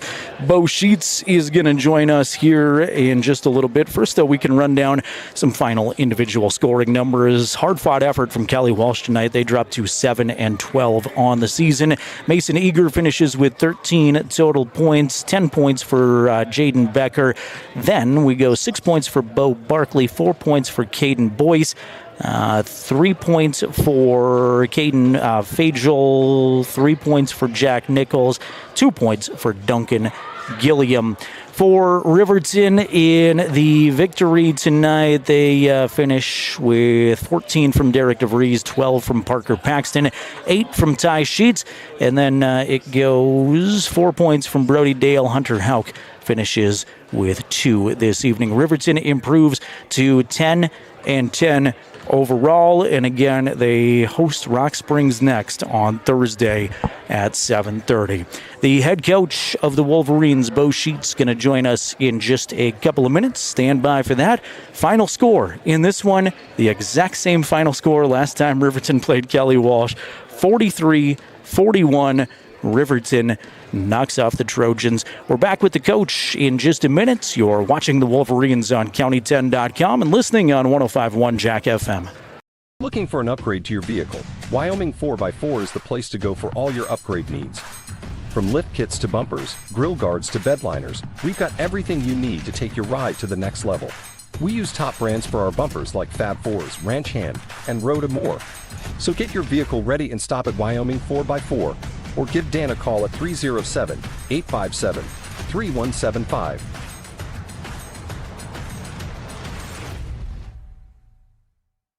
Wyoming Catholic College is a unique institution that offers an immersion in the Western tradition, the beauty and challenges of the wilderness, and the treasures of the Catholic spiritual heritage. Our mission is to provide a unique educational experience that nurtures the body, mind, and spirit. We are proud of our alumni success stories and the learning opportunities we offer through our academic outreach programs. Come and explore our campus in Lander, Wyoming. Back on the Bailey Tire and Auto post-game show, we are joined by the victorious head coach of the Wolverines, Bo Sheets. Riverton knocks off Kelly Walsh 43-41, and Coach, you and I were just talking. seems kind of similar to a game we saw on January 20th. Hard to believe, same exact final score. Yeah, same exact final score. It's going to be a battle. It's a physical game between, two 4A West teams that are trying to get it going right before regionals. So it was big for us to come out with that. We had a good first half against our zone. We were kind of assuming they might go man second half, and then they made a run. The credit to them for making it a game, because being up 9 at halftime, you kind of got a little bit of a driver's seat, but then they took it right back. And so our boys had to battle, and I was proud of the way they fought and came out with the win. Yeah, they battled back. It felt like every little thing mattered so much in the second half, but we just talked to Derek, and those 2-and-1s back-to-back there almost, I thought, were really a turning point, and fun to see Derek go to the rim so hard. Yeah, he's kind of a matchup problem for other teams, because he can play point guard, he can play 1, he can play 2, he can play 3, almost through 5 if he had to. At times he's guarding their post player, bringing the ball up, having to get rebounds. So, Derek does a lot of things, especially at the offensive end, kind of for us that probably people don't notice, and it's tough to match up against. These games that are so tight, Derek said he loves to play in them and loves the competitiveness of 4A basketball. How do you feel as a coach? Are you stressed right now?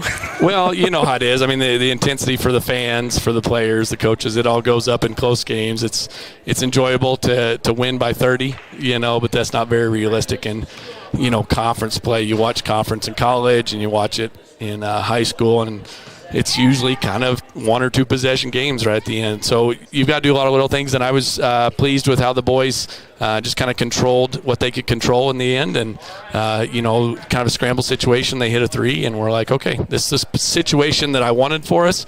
I just like to know the outcome before it happens, because, again, it's fun to be in those games, and it's fun to win them. And obviously we've been on the winning side of them, and lately we've been on the other end of them a couple times, and so it does make you nervous, but pleased for the boys to come out with that one. Definitely. You're right back at it, 1 day off, and then right back at it against Rock Springs Thursday. Derek said he's looking for a much better effort against the Tigers this time around. What'd you learn from them last time, and how do you approach Thursday? Yeah, they played well, and we were ahead at halftime, and then they had an excellent third quarter against us. We can't give up 78 points in a conference game and hope to win. So that's kind of where our defensive efforts got to be better. Hopefully as coaches we've learned some things. As players we've learned some things. And, I know the boys will be excited. Senior night, it's a little bittersweet. But the main thing on Thursday is Rock Springs conference game. You've got these 7 seniors, and I'll ask you about them again on Thursday, but quite a few fans and folks back home watching who weren't able to make the trip over. I've been trying my best to encourage everybody to come out on Thursday night. What would you say to them? Yeah, they kind of epitomize everything that we talk about what Wolverine basketball or Wolverine sports in general should look like. They work hard. Every one of those guys is team first, whether they score 25 points or whether they don't score, but they take a charge for their team. I can go down the line with all 7 of them. We just wish we had Dre healthy, but hopefully we'll get him back soon, and he can join us for kind of our postseason run. But every one of those guys, we love them, and it is senior night, but they've got bigger plans than just senior night. So I just tip my hat to all the work they put in since they were in elementary school, and getting to play in Wolverine Gym one last time is going to be great. Yeah, it'll be emotional, I'm sure, in a good way, and hopefully send them out with a victory and a big crowd cheering them on. All right, Coach, congratulations on another tough one, and we'll let you get back to it. Appreciate it. All right, appreciate you guys. Coach Bo Sheets, head coach of the Riverton Wolverines. Appreciate him as always coming up and joining us as well as Derek DeVries, our Tyler Watson State Farm player of the game. Just crazy. I'm not going to pat myself on the back because I had no idea what was going to happen tonight, but said in the Porter's Tailgate Show, could be a similar game to the first one we saw where it went down to the stretch 43-41. That is exactly what we saw tonight. Jason Peterson is our trusty cameraman, and I always like to try to send it to Jason to wrap up his thoughts because he's so silent for the games, and we don't get the privilege of hearing his thoughts. Jason, what was your takeaway from the games tonight, and what do you expect looking forward for this Wolverine team? Well, they played pretty good tonight. Jared, they had the lead at half, and then third quarter Trojans kind of came out and kind of cut that and took the lead back. But, and it's just odd that we, talked about this. And to come down to the final play of the game in the exact same score like Bo Sheet said, 43-41, kind of back in January. And it was an amazing game. They come out, played hard. It was good to see the coach kind of back on the happy streak again, after Saturday. But, they're going to come down, play hard. They got that Thursday game against Rock Springs, and they're going to come out, give it their all, especially senior night at Riverton High School. And then like the last game at Cody, that's a Friday night, I do believe. And I think they're just going to come out the last two games, play hard, and get ready for a run at regionals. Yeah, I hope it's a good run. And we were talking with Evelyn, the Evanston guy, when we were down there. Just anybody can beat anybody, it feels like, when you head to regionals. So they'll jockey for positions the next couple of games, and then we're off to postseason, March Madness. March Madness. That's why they call it Madness. Jason, thanks for your help as always tonight. All right, Jason Peterson, our camera operator.